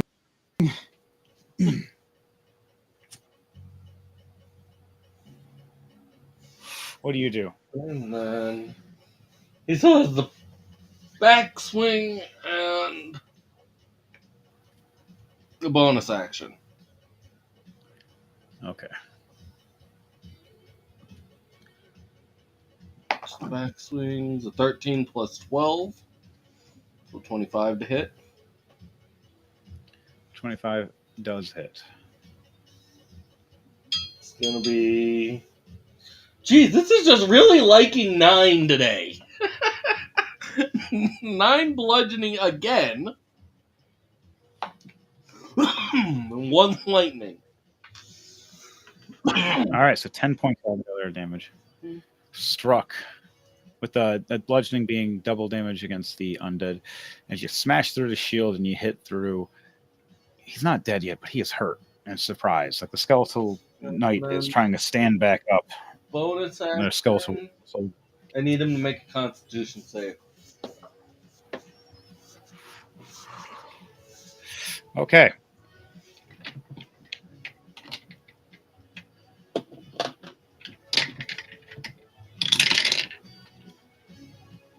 A 12. Okay. You are taking 36 points of poisoning damage from poison spray. All right, being undead, it'll take halved, but it'll be 15 points as it takes from the undead. Not really having flesh. Still hurts it though. Now it's a way above past. Surprised at this. Technically, it would be Goliath coming out of 18 points if you're doing half. Because the total was 36. You said 31, right? Oh, I thought you said 31. No, 36. Okay, yeah, then that'd be 18. Sorry, I misheard. I thought I heard 31. So still hurt. No, further Close to up. dead, but not dead yet. All right, now how's it going with that leg limping? He's still pretty good. He only took 4 damage since he was taking half of that. And we lost someone. Lose. We lost Donnie. Donnie. Dude. Hey, 6 plus 10, 16 to hit. Donnie got a 9. Yeah, he'll be back in a while. The one that Zarog's going for, 16 to hit. 16.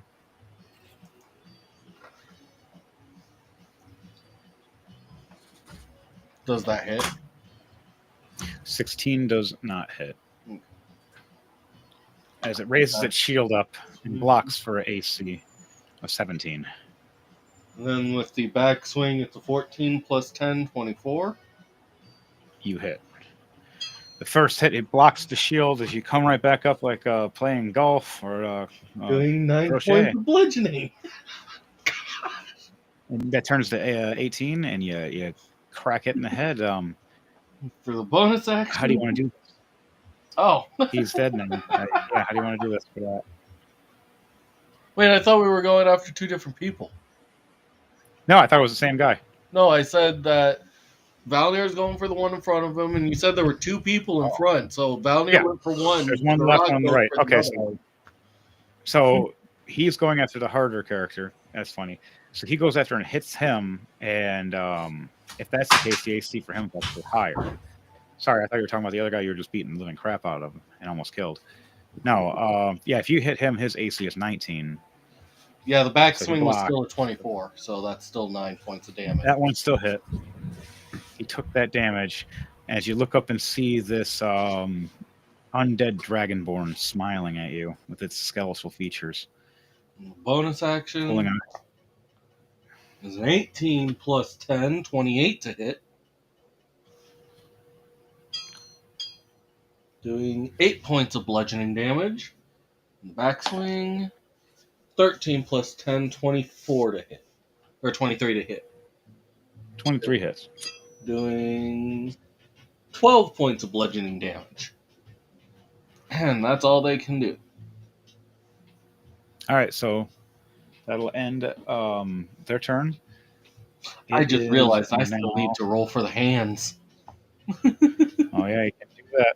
Get them summoned now, but that'll be the end of your turn for you. Now 1 and a 4. They didn't even show up yet. They're still sleeping. They're just waking up, seeing a giant skeletal creature freaking out in sign language.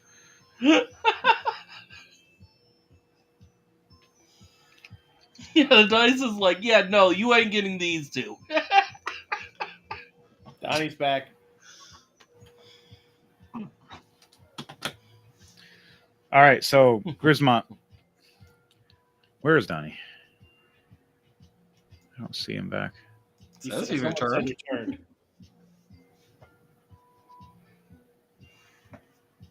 All right, it's Grismont's turn. Sage is back. Anyway, Had to reload page, is what Donnie said. Anyway, as I'm charging in headfirst, yelling "Wog," I hit the nearest knight square in the head with my hammer. Why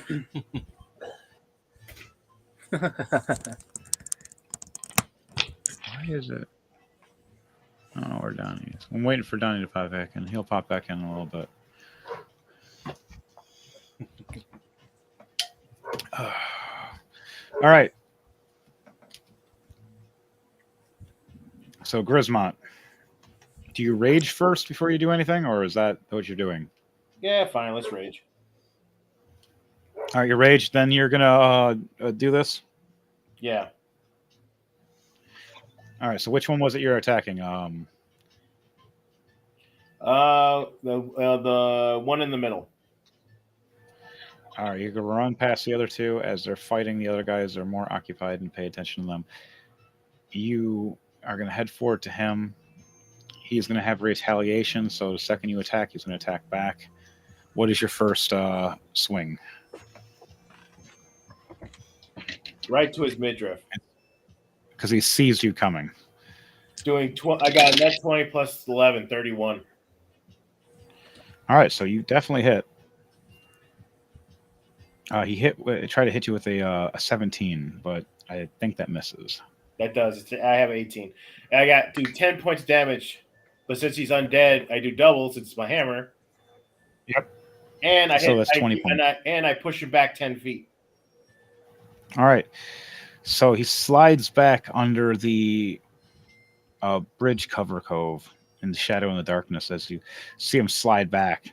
That 20 damage he originally took, once he slides back into the darkness, you see it start healing as he heals back 9 points already. And he had just instead of 20, takes 11 damage. Well, I then heal back 40 damages from my amulet. All right, so what's the next thing you do? How close to the edge of the bridge is he? He's under the bridge now, but he's under the bridge overpass right here. So he's protected from getting shifted from the left or right now. Am I close to the ones the two in the front? Are those two closer? You'll be in between them right now, both, as you have Valnir and Zarag fighting from the left and the right. How close are those two to the edge? They're both about 10 feet apiece. I attack the one on the left.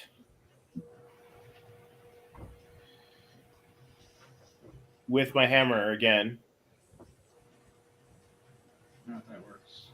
Doing a dirt 21, 10 plus 11.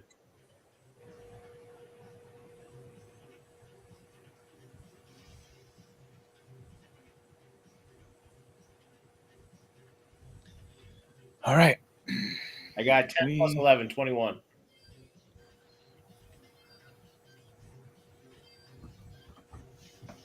Okay, so you hit. And doing 11 points of damage, so it's 22 points of damage. All right. This one was to which one? The Dragonborn or the human-esque one? The one on the left, I said. So I'll say the Dragonborn. Yeah, so the Dragonborn. All right, so you do severe damage to the Dragonborn. But because of my push ability, can I push him off to the edge and off the edge? He has to roll because he'll be right at the edge, and I have to see if he'll still be knocked off or hanging. Is this the one Valnir is also doing? No, this is the one that the other guy, your Zarag, is Zarag? fighting. Can I use Yep. his reaction to help him in pushing him off? Yes, you can. What would you like to do to help it so you guys can do a double KO here, or a KO for this guy? He is going to help by swinging his warhammer with him. It's a 15 plus 10. 25. 25. Okay, so with that, both of you at the same time look at each other as you see Grisma swinging back this big hammer. Zarag takes note as working with Valnir swinging a hammer, goes, I guess I'll do it at the same time. And you both swing at the exact same time and just hit this creature right in the chest, and he just slides him right off, far enough away so he can't even grasp at the edge. As he's like, as much as an undead creature can be scream. You hear thud and cracks, but that's about it. And crunch. There might be. What do you guys do as you're both standing there seeing this happen? That's funny. That's funny. Snap, crackle, pop. So Zarag, just noticing the reaction of the guy, just can't help but start laughing.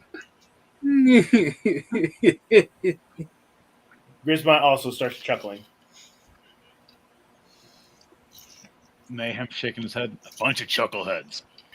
Whatever. I like that candy. Things. And Spab just go, mmm. Candy. Crunchy. Llama lets out a snarl laugh. Well, Yeah, you actually do talk in your sleep. That's the real thing. So Llama talking in his sleep is something that's real. You guys don't even know. Yeah, no, Yeah, the like, filter's gone when I'm asleep. Having full-on conversations, thinking he's awake. No, he's asleep. And then I look back over, he's out snoring. I turn back, I say something, he'll remark and crack a joke, and I'm like, he is sleeping. How? It'd be a good one. Turn it back when I was watching it. But back to it. Okay, Grisma, you end your turn there, standing there, smashing and killing and crushing this one after messing up the other guy. It is now Spev's turn. Okay. And after Spev, it's me, and then Donnie, if Donnie gets back in time. Hopefully Donnie gets back in. We miss you, Donnie. Johnny, come back. You can blame it all on Mayhem. He was wrong. Damn it, Llama, that was great. That's funny. And I think that do ends some my Weird turn. Al parodies. It's gonna be great. All right. So, what is Spev going to do? Let's see what our surrounding is first. Roll a perception check for me, and you can look around, and you will see what I see. Do you see what? Nope, copyright. 15 plus 2. Copyright. 7. Copyright. Do you pee what I pee? You. Everybody. Nope. Everybody do the pee. Cancel, people. Don't pee. Oh my god. All right. It's funny. It's so funny. Spev, what did you roll? 15 plus 2 modifier, 17. 17. With the 17, as you look and jump up on Grismont, or not Grismont's shoulders at the time, Mayhem, because he's the one standing there next to you again, on his purple armor with werewolf fur hanging out from being transformed. You look around, with all the height of him as well, scouting around. You see Grismot flying into a skeleton guy and smashing him with another character, Zarog. You see Valnir smacking another undead with another different hammer. You look to your left and you see this giant monstrosity of a creature, huge in its awe. BRB. Okay, LOL. And then, LMAO. man, they had a good 5-year run. That was it though. But you look to your left and see this monstrosity of a giant creature that you fought before in the past. You remember defeating it. That was so many years ago. How did it come back? A giant undead beast. It's almost 200 foot tall or more. Looks kind of like almost like a Skullgrimon, but more hardcore because it's bigger. Yeah. And has the undead-looking missile and heart of a monster inside, beating. You see it walking past, ignoring us, just watching the fight. As you look down, you see a giant skeletal crocodile crawling up from this mountain cove up towards the bridge, trying to jump and snap and bite at Grismot. Is there anything you want to say about that and warn him before you start off in your combat? As you look ahead and see archers at the top of a cove, 20 feet after that. Grismot, there's a crocodile leaping for your head. All right, you scream that. Grismot, would you do a dexterity save for me? If I must. As you told, you have advantage, by the way, because you got told by Spev. As this giant skeletal creature is trying to snip at the bottom of your feet as you're flying above it. Net 20 plus 3, 23. And you fly up and it just snips, missing the tips of your wings of your boots. As its attack was a 23. You're so lucky. Whew. And that 20 is what saved you. But good dodge.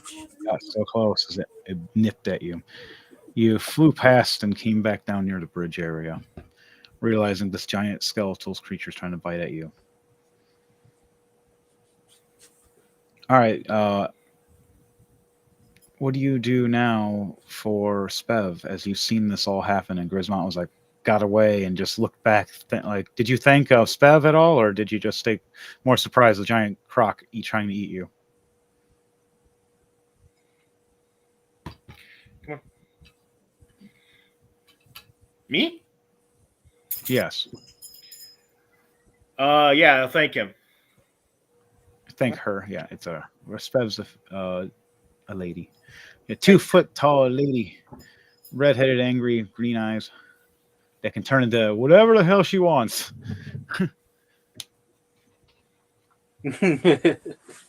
Okay, so I'm gonna roll for acrobatics or athletics to jump off of Mayhem's head into the sky, like vanish in the sky. If successful, she transforms into a creature. All right, for athletics and athletics, let's see. 18 plus 3, 21. You run and jump off, and like a diving board, spring right off the werewolf's snout. Oh! As Mayhem swipes at his nose. Whee!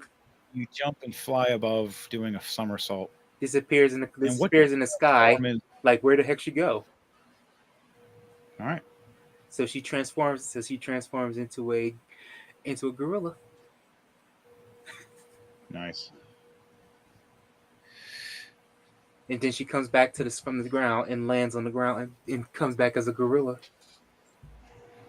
What are you slamming down on as a giant gorilla?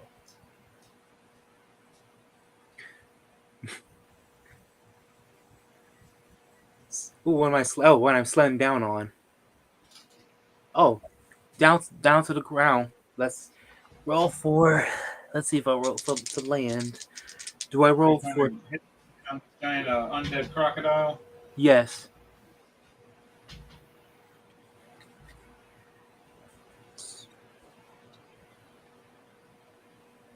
Grismont just barely got away. He's right here. You're now a giant great ape.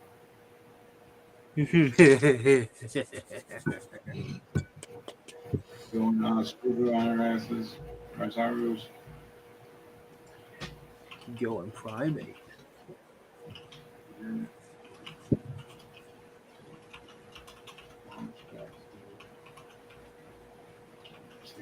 Hands.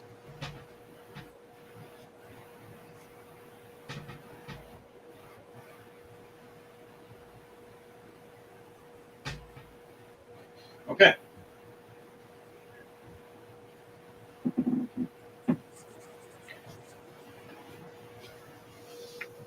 Now, you're coming down onto the giant undead crocodile, slamming down onto it. Yes.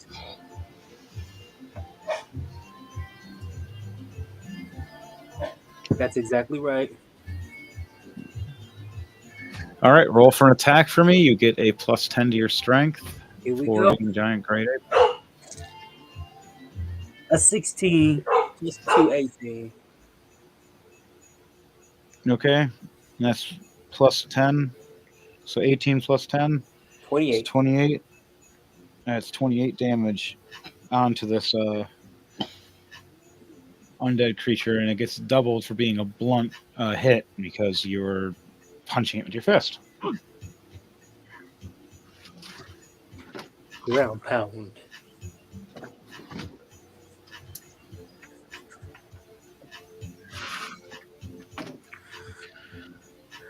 So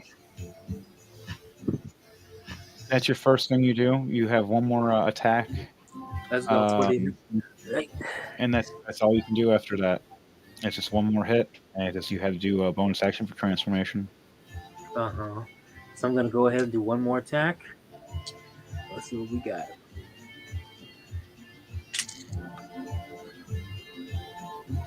A 15 plus 2, 17.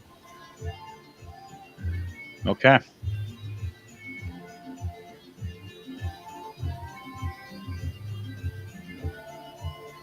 So a 17 to hit. Uh-huh. All right, so you missed the second hit as you try to swing at it as it pulls its head back, trying to snap and bite at you. As it does its reaction, it'll be a 18 for the bite. And that, what is your AC? A 16, and so it does hit. Hey, even with the +2 from being the gorilla, yeah, it still hits the 18 to 18. Snaps at your arm, giving you 14 points of biting, piercing damage. But that's its reaction. That'll be the end of your turn for now, as you're a giant great ape, and you're going, oh crap! Lizard person trying to eat me. It's a lizard freeze up.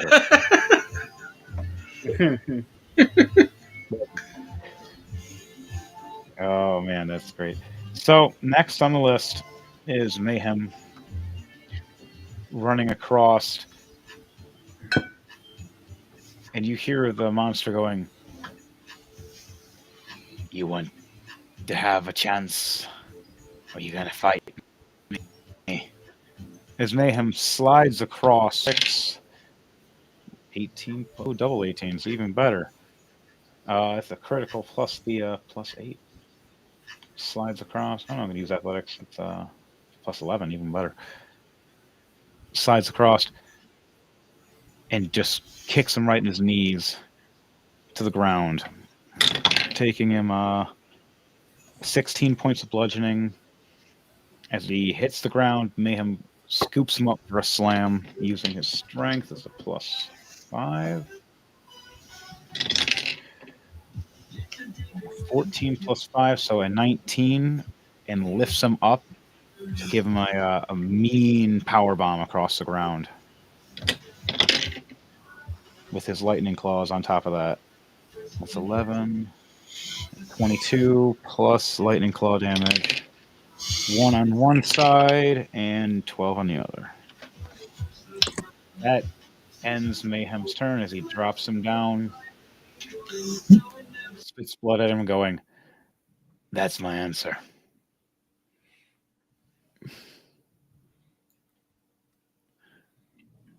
Donnie, why can't I hear you? What?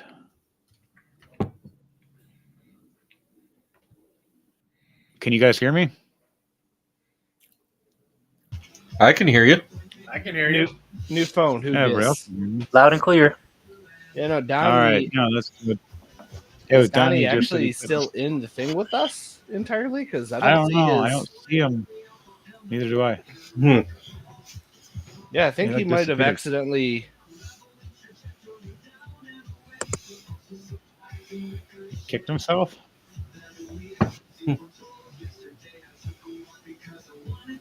I don't know. You jump in when you can, man. Now we're still on the stream channel itself. I'm watching. Just waiting.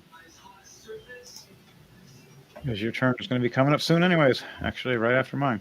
Actually, it's supposed to be your turn. Damn. I don't know where Donnie is.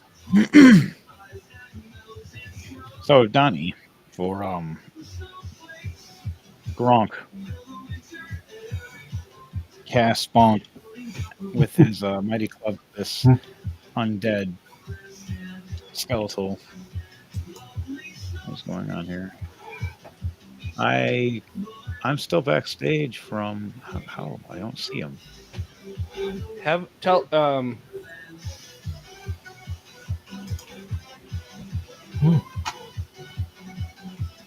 I see us. I see Dom. I see Chris. I see Llama. They're No, you going to don't. die. You don't see me.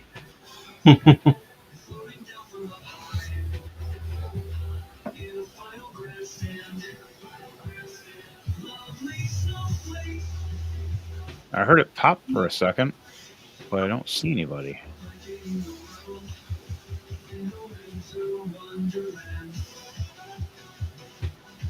No, we don't have more than 10. We have everything going proper.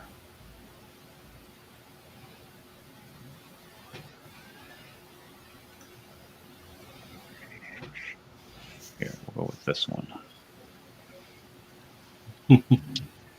Yeah, I really think he needs to just click out and then click back in and see if that fixes what's going on. Probably. Chicken Pot Pie by Supreme Overlord. Oh no. I wonder who that Ah, is. there he is. Now, I return, and I can actually hear you this time. I can smell you. Yeah, sorry about that. What I miss? A lot. Actually, I don't know what the hell I- Everything. All right, cool. it is so it is your turn though. I Mayhem will, gave birth. Damn it, Llama. That's funny.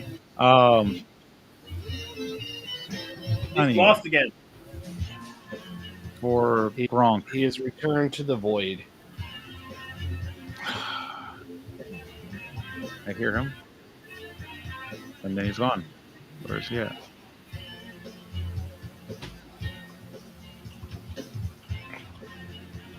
There's nobody.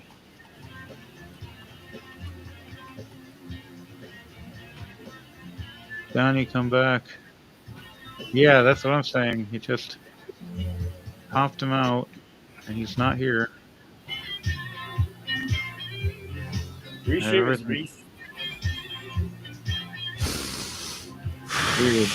Maybe turn off. Oh, there it is. Now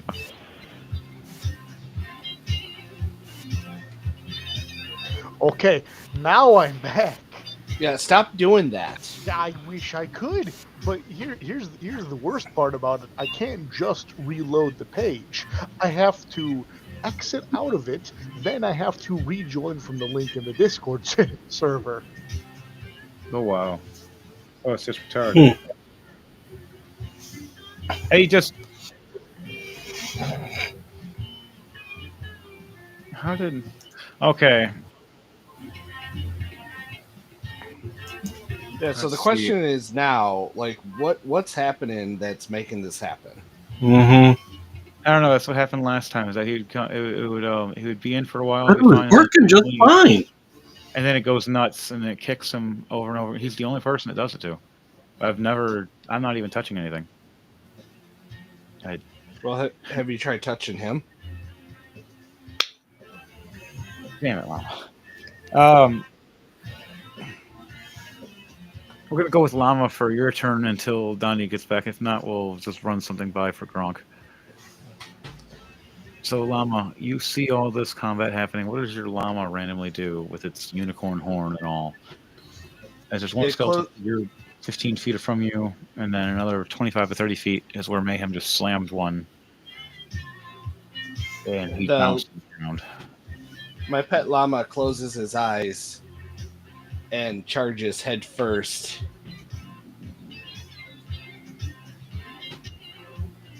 Blindly? Yep, pretty much. I'm gonna go for letting you determine how we determine who it charges after, whether it be friend or foe. It's gonna run with a disadvantage for its attack, and got you to roll a. Let's see.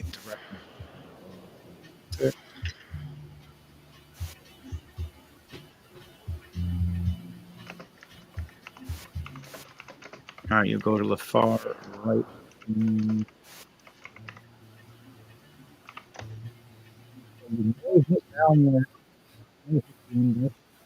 Aha! All right. Yes, you're back, Donnie. That's right. That was weird. I don't know why it keeps doing that. I cleared my cache, so it shouldn't happen again. But if it happens again, I'm going to need to do some real deep troubleshooting.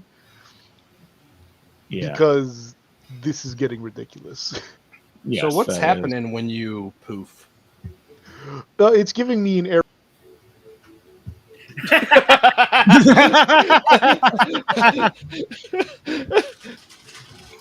Yeah, it gives him long enough to explain to a certain point, and then it just kicks him. What is going on here? Oh my god, why is this happening? Could it be the amount of people on already? No, I have it set for 10. 100. It goes up to 10 right now, and we're only at 7. And when he joins in, it's only 8. It's just weird. It only happens with him. So, on that note,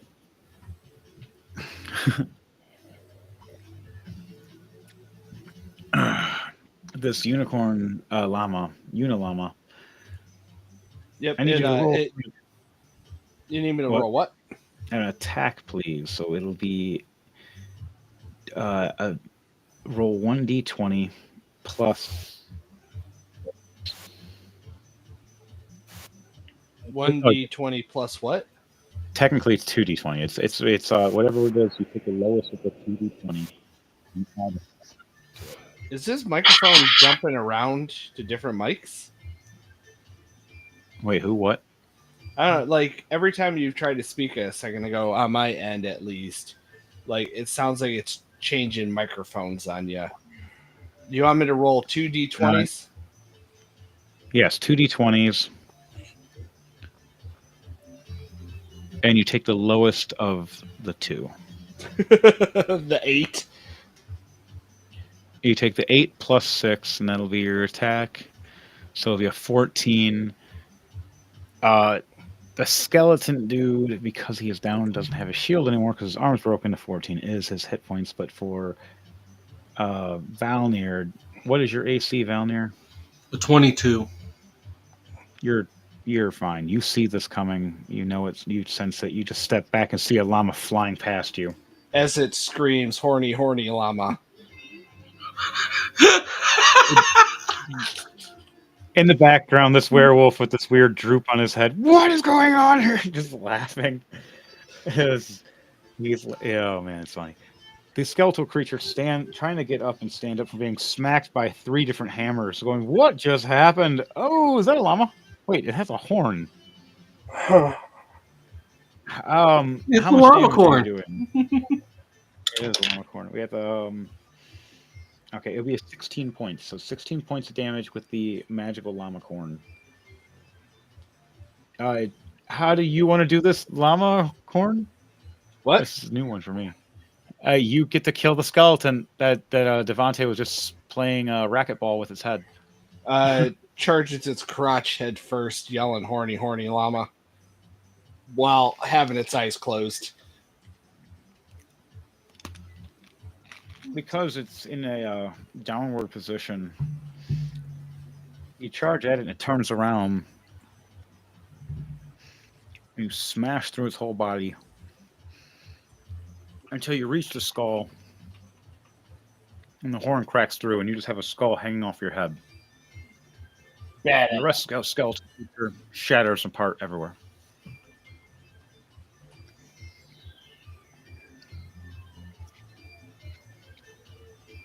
Now you have a skull on your head, on your llama, on its horn. It talks to you, and it's freaking out and doesn't know what to do.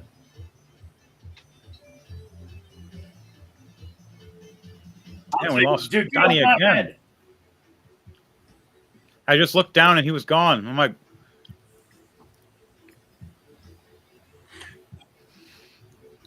weird. So,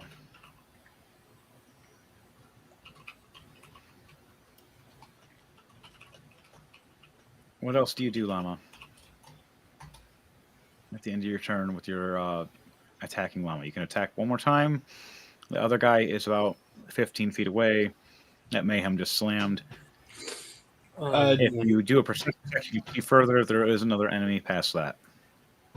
Due to the overconfidence of said horny llama, it attempts to use a spit attack on the 15-foot away enemy.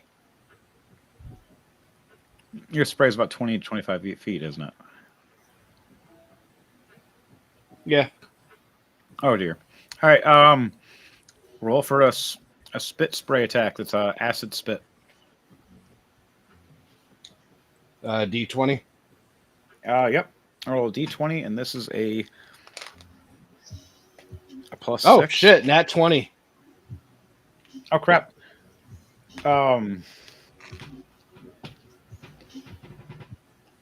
Crap.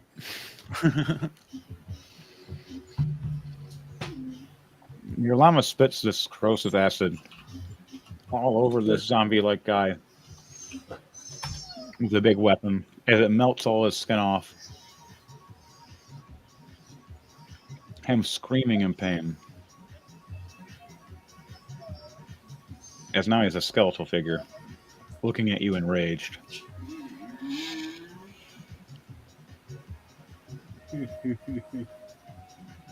And you have a bonus action, and that'll be the last thing you can do. What is the bonus action you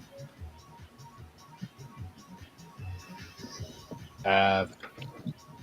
Like just another attack? It's like you can do a cantrip or a basic attack, basic distance attack, or close range attack. It attempts to use its own ass this time in a reverse headbutt situation.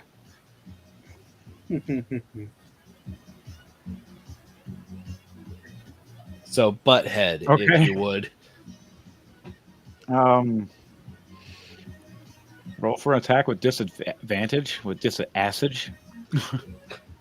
I don't know how to roll with disadvantage. You roll 2d20, you take the lowest number. All right. 16.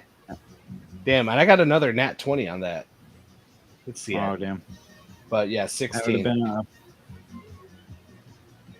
Okay, so you don't run off the cliff ass first. You miss the big guy, but... No, wait, so it's a 16 plus 6. 22, okay. No, you do hit him. You slam into him. Acid proof to its own llama.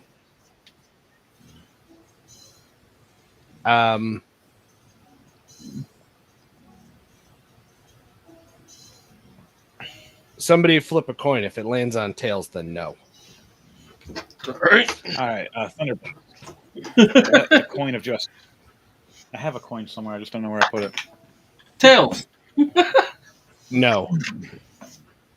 No, he just flies into it and takes acid damage, but you do bludgeoning damage to the enemy. You do 20 points of bludgeoning damage flying your ass first into this monster, this skeletal creature's head, falling down into a pool of its blood and acid of your spit. While still screaming, horny llama. As Mayhem shakes his head. Stealth checks are ruined.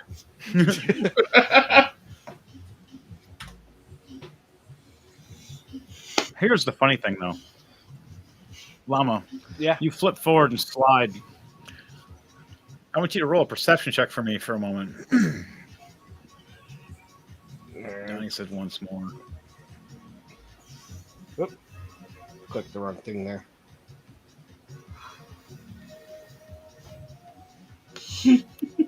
Ten. 10. Oh, where's... You see a dark, dim room, skeletal figure, with a stick in their hand, and there's a shadow of looking like a giant backpack on them. Mayhem's in there too, about 5 to 8 feet away from you, though. But I got to roll 2. 11 plus, what's my perception? Plus 8, wow. 19.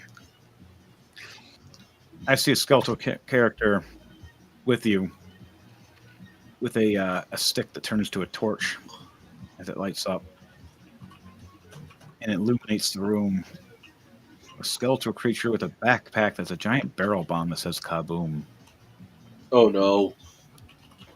And Mayhem looks over going, "You gotta be kidding me, llama."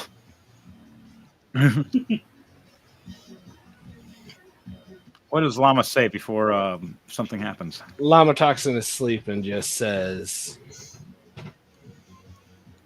yes. That doesn't answer the... Just the bridge. Giant explosion happens. I need everybody here to do a dexterity check. No, sorry, dexterity save. Dexterity save to see if you fall on your ass or not. This giant rocking shockwave. Did you say dexterity? 13 plus 10, 23.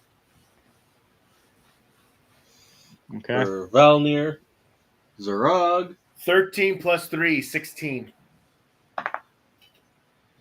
Is a 7 plus 3, 10. Oh. 13. I got 18 plus the 5, so 23. You got a 3 for your llama. It's time. So this, your summoned llama has now just exploded and has to be resummoned. Even with its unicorn powers and all. How much damage is Zarog is taking? He only rolled a 10. 7 plus 3, 10. Everybody is taking 20 points of force damage flying through that are within the or that didn't get anything under a 16. Oh, I got a 16, so I'm good. So how much was it again? Oh, and with a 16, you take you don't get knocked down or anything. You just get pushed back a little bit. Anything Grismont, under as 16. he's getting pushed back, he puts the top of his hammers down and just help him stop him from going too far. You see it scraping against the ground as you're trying to stop yourself. And 20 points of force damage to the people that failed. Mayhem, what he does is he grabs Llama's llama. The one that just And uses exploded. the human shield. That's going to explode. So what happens is this: when he sees the kaboom skeleton, Mayhem sees it and says, "You got to be kidding me!" and grabs your spiritual summoned animal and picks it up and uses it as a human shield to block the explosion. I'm sorry. Do you mean llama shield? Yes, as a llama shield, a unilama shield. You know, we don't take judgment here. As it gets blasted and launches Mayhem back 15 to 20 feet out of the hole, he still takes 10 points of that 20 damage, flying out. Your llama just disintegrates / disappears right in front of Mayhem's hands and eyes as he slams against the ground, looking for it, going, "Where'd it go?" As there's just a random corn in his hand now, unicorn spike, and he's just looking at it, going, "Why does it feel weird?"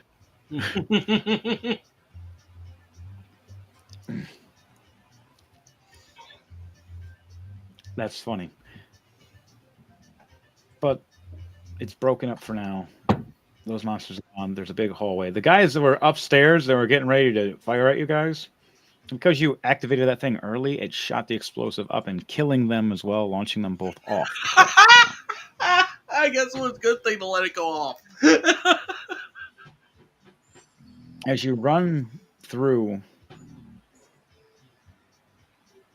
to the entranceway of the next end,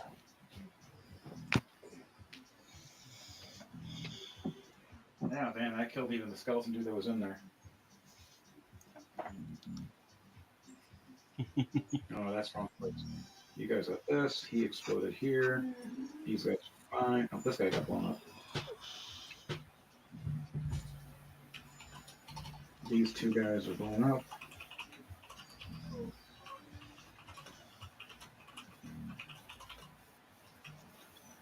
You guys make it to the next section right here, which is also part looking like this.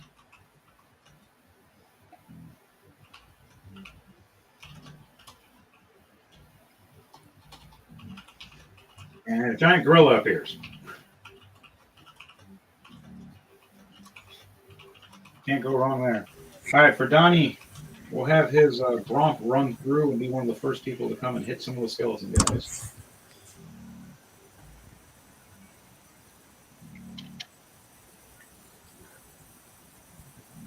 Luna will chill until needed. Okay.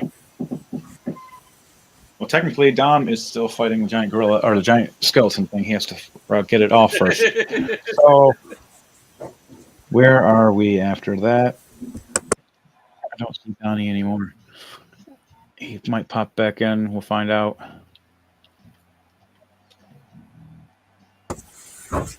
All right. Let me see. Who's next on the list?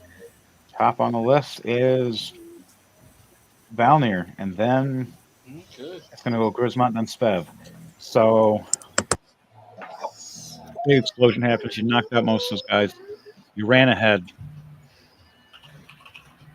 I need the giant skeleton creature. Skeleton crocodile is biting at Dom. First, I'm going to need to do that before I go to Valnir.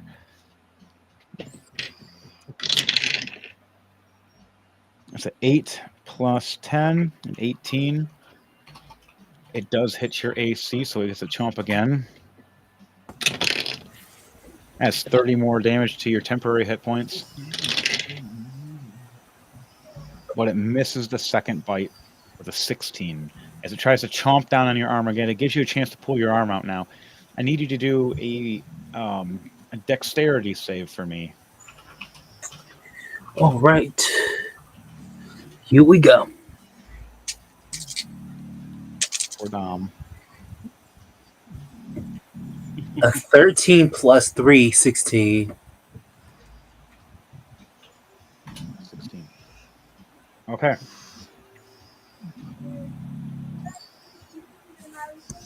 You pull out your arm just in time as it snaps past, allowing your arm to be free. Wait, who did what now? Fight down. This is for Dom's character for his Spev turning into a giant gorilla. All right.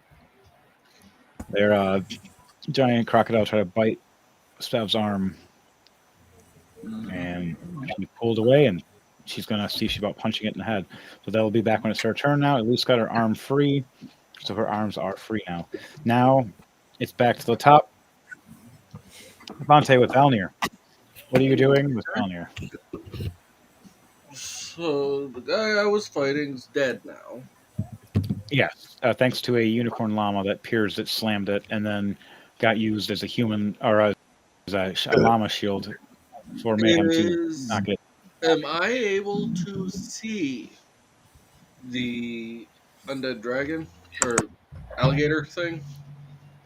Yes, you do see it on your left as you're running down the hall or getting ready to run down the hallway. Make a dex save then. A 7. You're taking 27 points of lightning damage from a lightning bolt. Ooh, nice.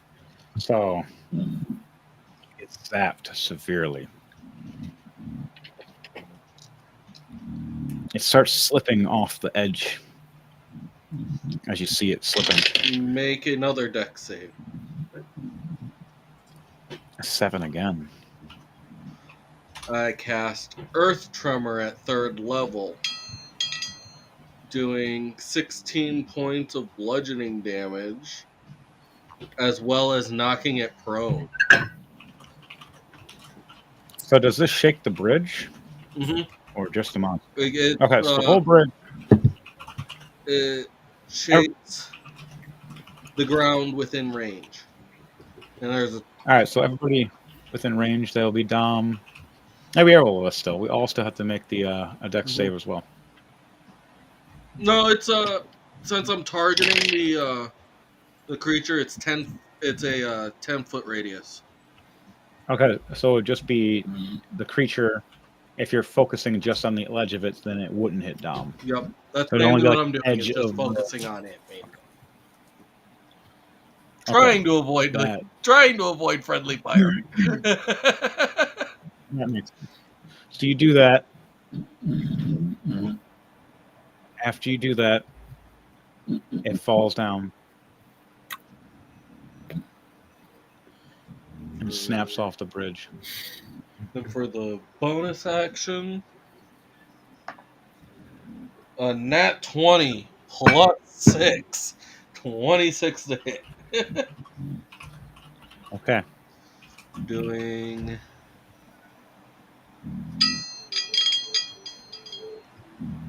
16 points of frost damage from my Ray of Frost. Okay. How do you want to do this for the skeletal creature? As it's the giant crocodile is falling down to its doom. Is it taking an extra 58 points of fall damage? So I basically just give it a massive electric shock. Vibrate the bridge underneath it to make it go over to the edge, and then just to make sure it ain't gonna move to try and hold on, Ray of Frost, freezing it solid as it now falls to its death. It smashes. As it falls, it shatters. Everywhere. Making skeleton cubes. That'll end Valnir's turn. Yeah. And you hear from in the distance, you hear from the bomb going, "It's freaking freezing out down here." That's funny. Are there any other enemies? They're all ahead of you if you run ahead, but there's none behind you, right? Zarog, then for movement, Valnir's just going to run forward more, and Zarog's just going to follow suit. Okay. All of you guys reach the edge of the bridge. You see a bunch of skeletal creatures standing there ahead. Weapons raised up at first. like they're going to do something. Then they put them down. They put their weapons down and they put to like an attention style and they step back. The gate ahead through this dark cove opens up. I would like for everybody to roll a perception check to see what you see as all of you stop at the entrance of this other sanctum across the bridge. Valnir, 11 plus 1, 12. 10 plus 15 for Grismont. 15. And Zarog, 5 equals 15. a 9. Okay. You said perception? Yeah, unless you have a passive perception above 14. If not, anything higher will help. Passive perception is 13. Oh, Yeah, I just rolled the second time.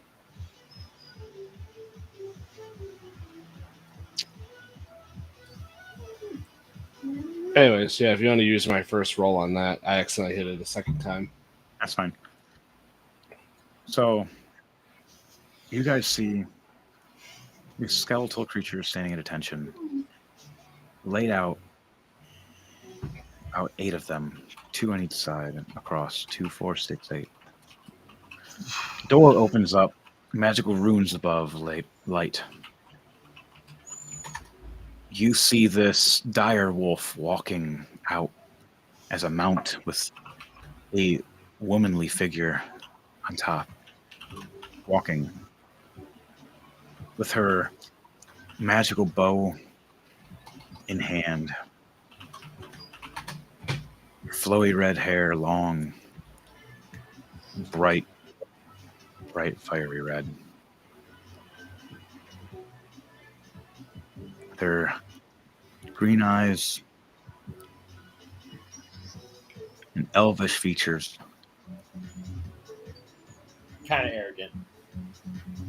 But paler skin because of the lack of breathing and being dead. You look and see the eyes that used to be green are now that ghostly, frosty blue, like turquoise blue. As they kind of look like a greenish flame flowing inside with that blue. A pendant around her neck that was a good luck family charm. From our previous stories a couple years ago. You can see it's broken and cracked, but still there. You see her voluptuous, double erect and plus, and big booty. Mountain on top. That's always a necessary thing. Well, Verlin was a very voluptuous woman, as this one guy that Matt had as metallic. Well, the hands are back with a 19 and a 20. Nice. Let's Whenever see how he they're going to closes- react to seeing Berlin. Oh, a 2 and an 8. They start doing sign language and rude gestures as much as they can, like they're just yelling and screaming. You're mounted and walking. She looks forward with her undead, and smirks and smiles. And you hear, "So, been a while. Kinda glad. Been 30 years. You guys didn't notice I died? What'd you do? Didn't care? Thought I was just a casualty? Well, I'm here. Mayhem, you got some new guys. Are they here to replace me?" And Llama's still sleeping like always. Now, I've been helping Donnie in the background try to IT through his problem. Is that tree still existent with me sleeping under it, or am I sleeping in a different location now? It's like a floating tree with you floating forward towards it. In like a comedic stance. You look like you're sleeping, but you're still kind of awake. It's like a weird meditation form. I let out a Floating silent edge. but deadly. You fart dude, in that's the general horrible. direction. As she's having a conversation.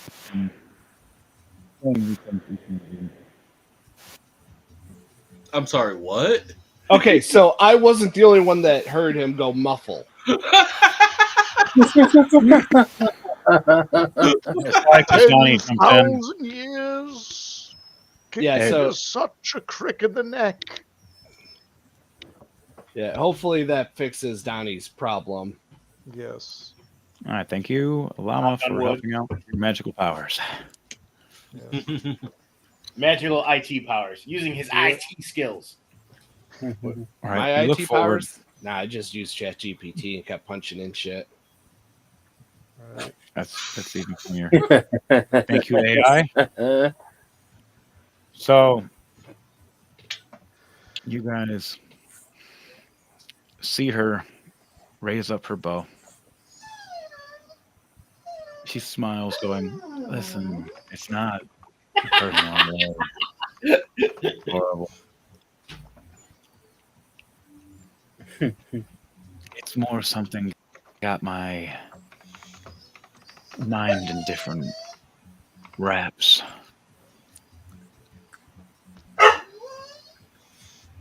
Llama, stop threatening me. No, that's my pet llama slowly reconstituting itself back together. That's great. It It doesn't just summon right back. Dog.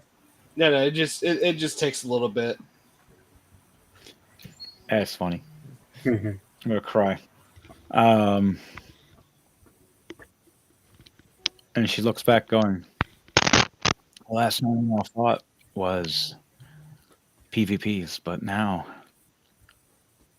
it's not going to be that way. I rule everything as long as I am here." And her skin gets darker, and she smiles, and her teeth grow. She fires arrows at all of you. I need everybody here to make a dexterity save with disadvantages. These are homing arrows. She has magical arrows. If you have advantage, you just go straight. 2 7. 2 sevens Oh, wow. plus 10, 17. Oh wow. My low I got numbers. 11, 8 plus 3. I got lucky. 14 plus 3, 17. Oh, Okay. that didn't fix him. And that was Valnir. So Zarag, Now that was luck. Oh my god. he got also a 7 plus 3, 10. Gee, Okay. trying to kill us. How dare you? You all take half damage instead of full damage. As she fires off a ring of arrows. As they fire up in the air, and you see them explode as they first went at you and flew up. So how much damage is that? It is 27 damage for those who have failed, but for those who have succeeded, it's halved. So half of 27, huh? Okay. Yep. That'll be a 13, 14. Nope. Do you want us to do 13 or 14? Go 14. Higher damage for this one is that All right.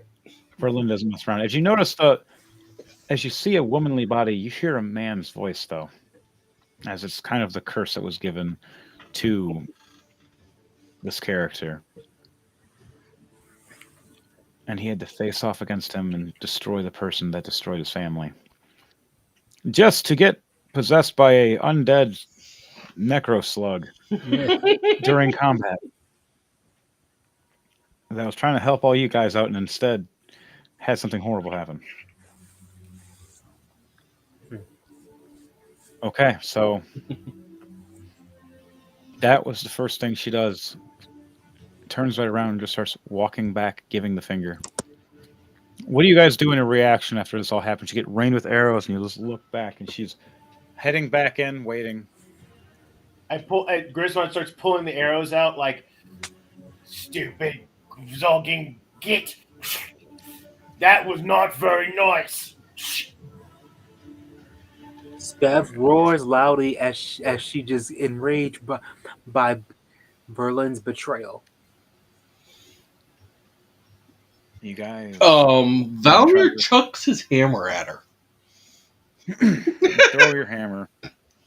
Mayhem rushes forward. 18 plus 12. Dirty 30. Ooh. Oh. All right.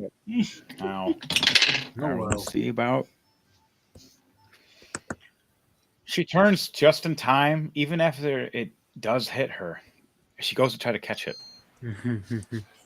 The hit And does 11 points of bludgeoning. As she grabs the hammer and it stabs a spike right through her hand, it rips her shoulder out of socket and then pulls back, coming back to Valnir's hand. As she looks over with a hole in her hand, going, "Ah, very interesting." She raises her hand up in front of you guys, and you see the hand start. Huh? You were skipping there. Yeah, you What the hell? Okay, internet, what is going on? Well, just think, you'll have better. What are we doing? Right? What are we doing?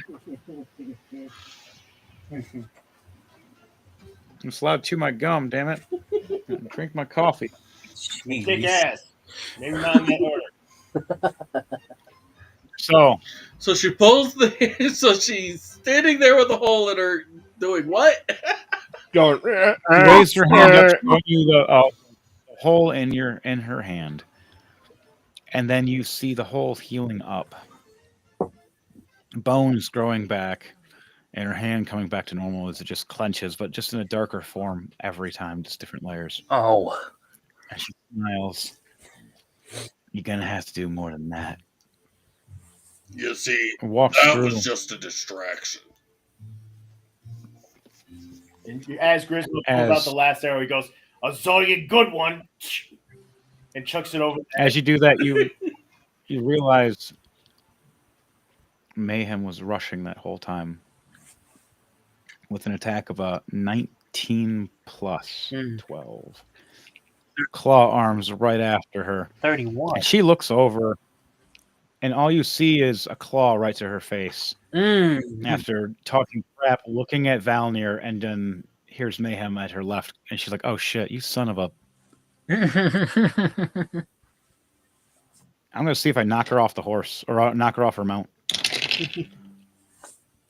That's a 16 plus 5, a 21 for strength.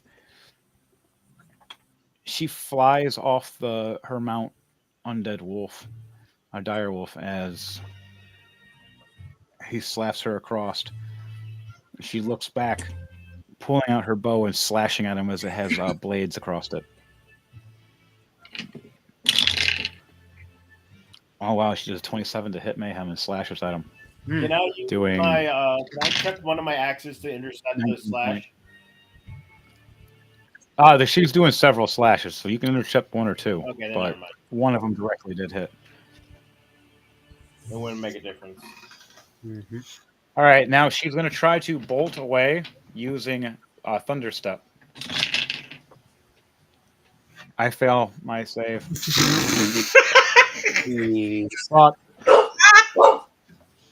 So Mayhem looks over going, "I got you." As he goes and grabs her, she smiles and stomps his foot as hard as she can, and just lightning and thunder right onto Mayhem. As you see Mayhem go from black and gray fur to poof. Now hold on. Is she wearing stilettos?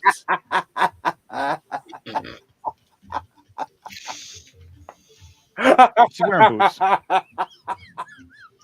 And she thunder steps away back into the other room, giving Mayhem 17 points of thunder damage.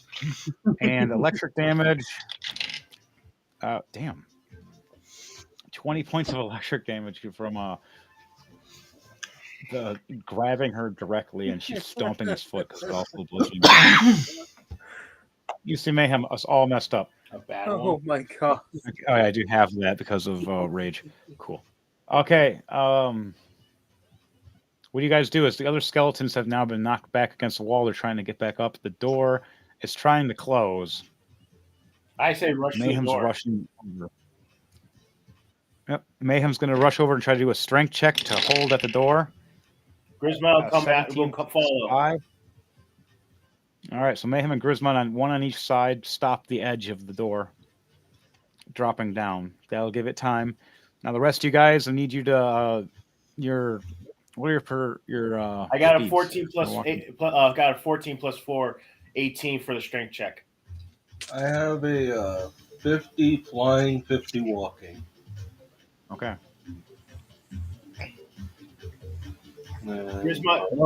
As Grismon's big old muscles strain and with the flames starting, he yells at the others, "Run, you zulking idiots!" Zarag only has 35 for walking. All right, so Zarag will just barely make it. You need at least 30 feet. All of you make it across, but I need you all to do a acrobatics or athletics to see how fast you get it across and who's near last before Mayhem and Grismont drop the door down. 16. While this is happening, 16 plus 3, 19 for acrobatics. you shrink back into your normal self and run right past everybody perfectly fine. What does... hurry up. Oof. 19 plus 10, 29. And that's for Valnir. 29 for Valnir. Okay. 17 plus 7 for Zarag. 24. Yep.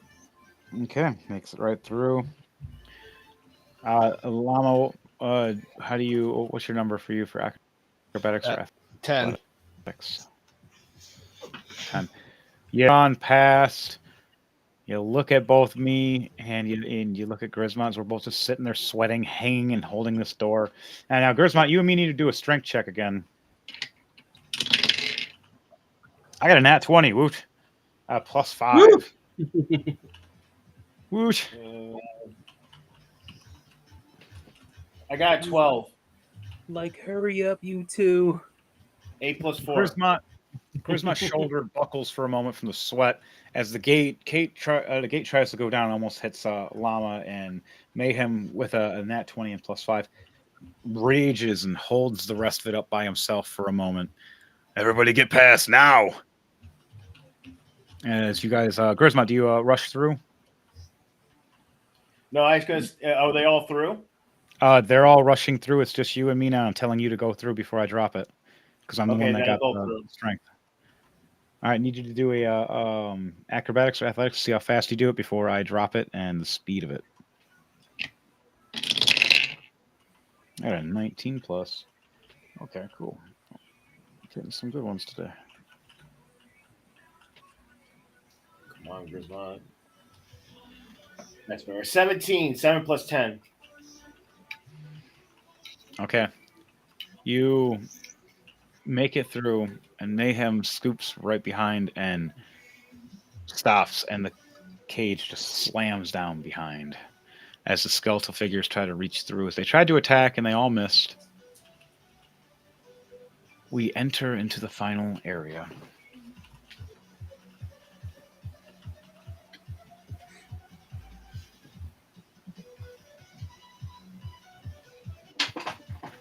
Uh-oh. Accident. How do you know I wet my pants?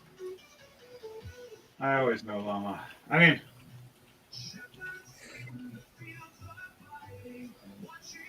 That's because Henry is all-knowing. No. Just, there's pattern seeking. His patterns. Seek this. Stick this dick! Okay. We finally make it in. The final area.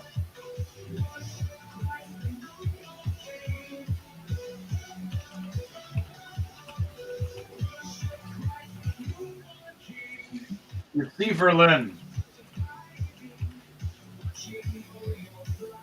see a bunch of creatures and monsters all together.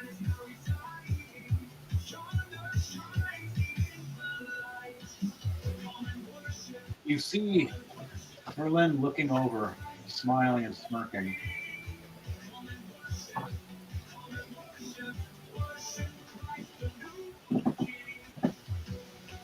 And she smirks, "Welcome to my ascension. As I finally get to hatch the egg of the undead dragon again and be born anew for myself as well. As the greatest necro there'll ever be." Necrophiliac is more like. She smiles over. "Well, wouldn't it be once you try to with me, don't you, darling?"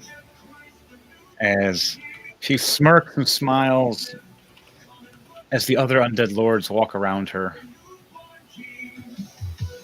And you see an energy glow aura around all of them. As you see Mayhem looking over going, "Really would have been nice if we would have had Thordak or Zenta here. One of our holy figure guys would have really been helpful. This is going to hurt." Did you forget that Thordak turned on us? True, but still would have been helpful. He would have helped with the undead at least. He starts laughing. You see Verlin smiling. And these creatures, as it looks like they all become like a shadow-esque illusion around each other, molding and bending and waving. As she looks over, "We give the energy to the egg and wake up the undead dragon. And I get to be the creature and monster I was many years ago. I only got to be it twice in my life before this. Now that I'm dead, I would like to control it fully. Thank you for being the first blood I'll feast upon. It so happens to be my friends." As she smiles, as all of it becomes dark around all of you and waving, smoke billows around all your feet, a dark smoke of esque. As they all swirl together, they turn into some kind of creature form.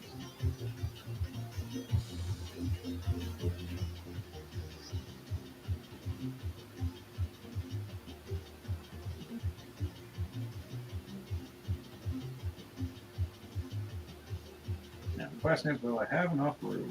We'll find out.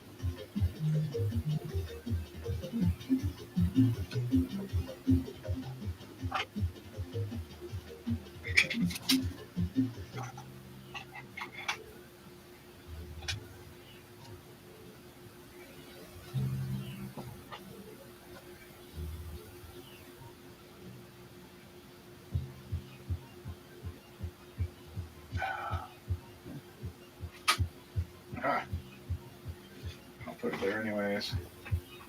Now check this out.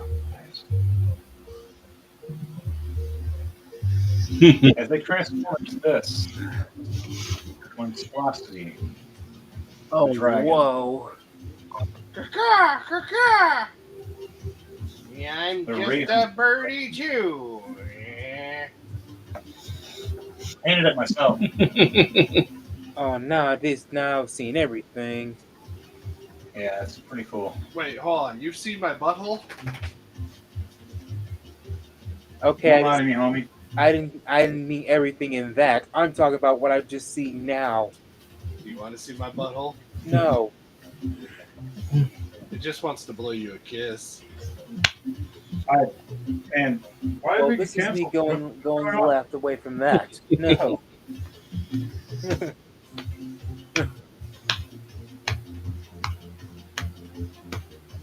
Oh, man. She transformed into this monstrosity of a dragon. That dragon got fur and feathers Oh yeah, you're gonna get hurt. and raggedy scales.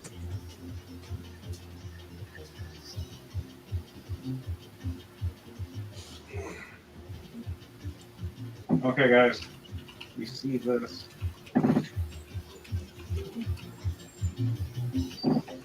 This is this character in her true power form. Around all of you, swinging her tail, her skeletal bone tail right at you, as you see the giant egg swirling around, glowing. Going to wake up something else. Oh, brother.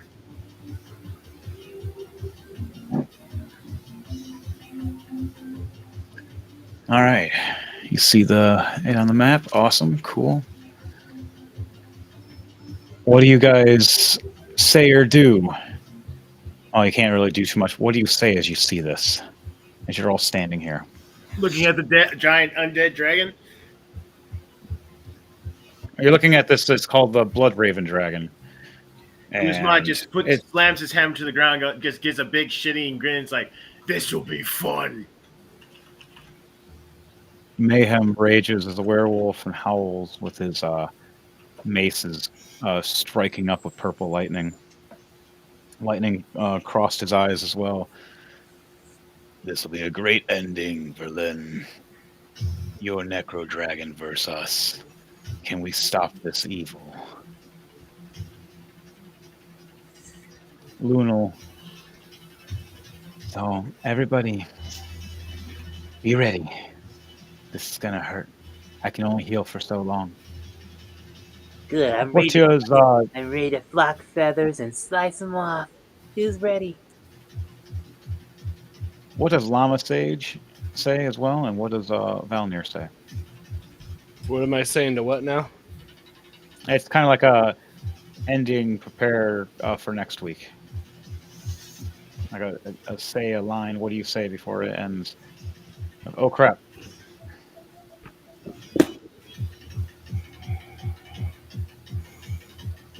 The end has pie.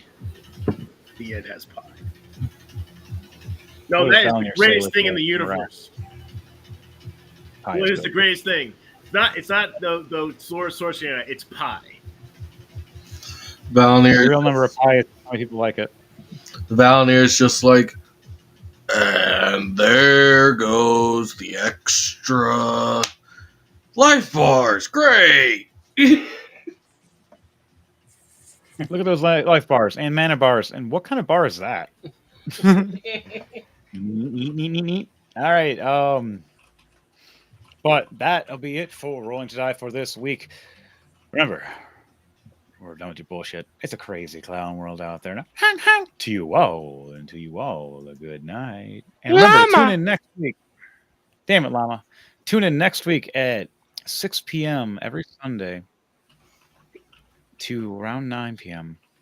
or more, give or take. And would anybody else like to say anything before we end this out tonight? Tune in on Wednesday for the Chaotic Mind podcast. Be there or be square. It's at 9 p.m. Eastern Standard Time on a Wednesday. Also, we apologize for all the technical difficulties. I am a technical difficulty. And hope you guys tune in on next week for the finale or semi-finale or whatever. Depends on you guys. That's up to that guy. Horny llama.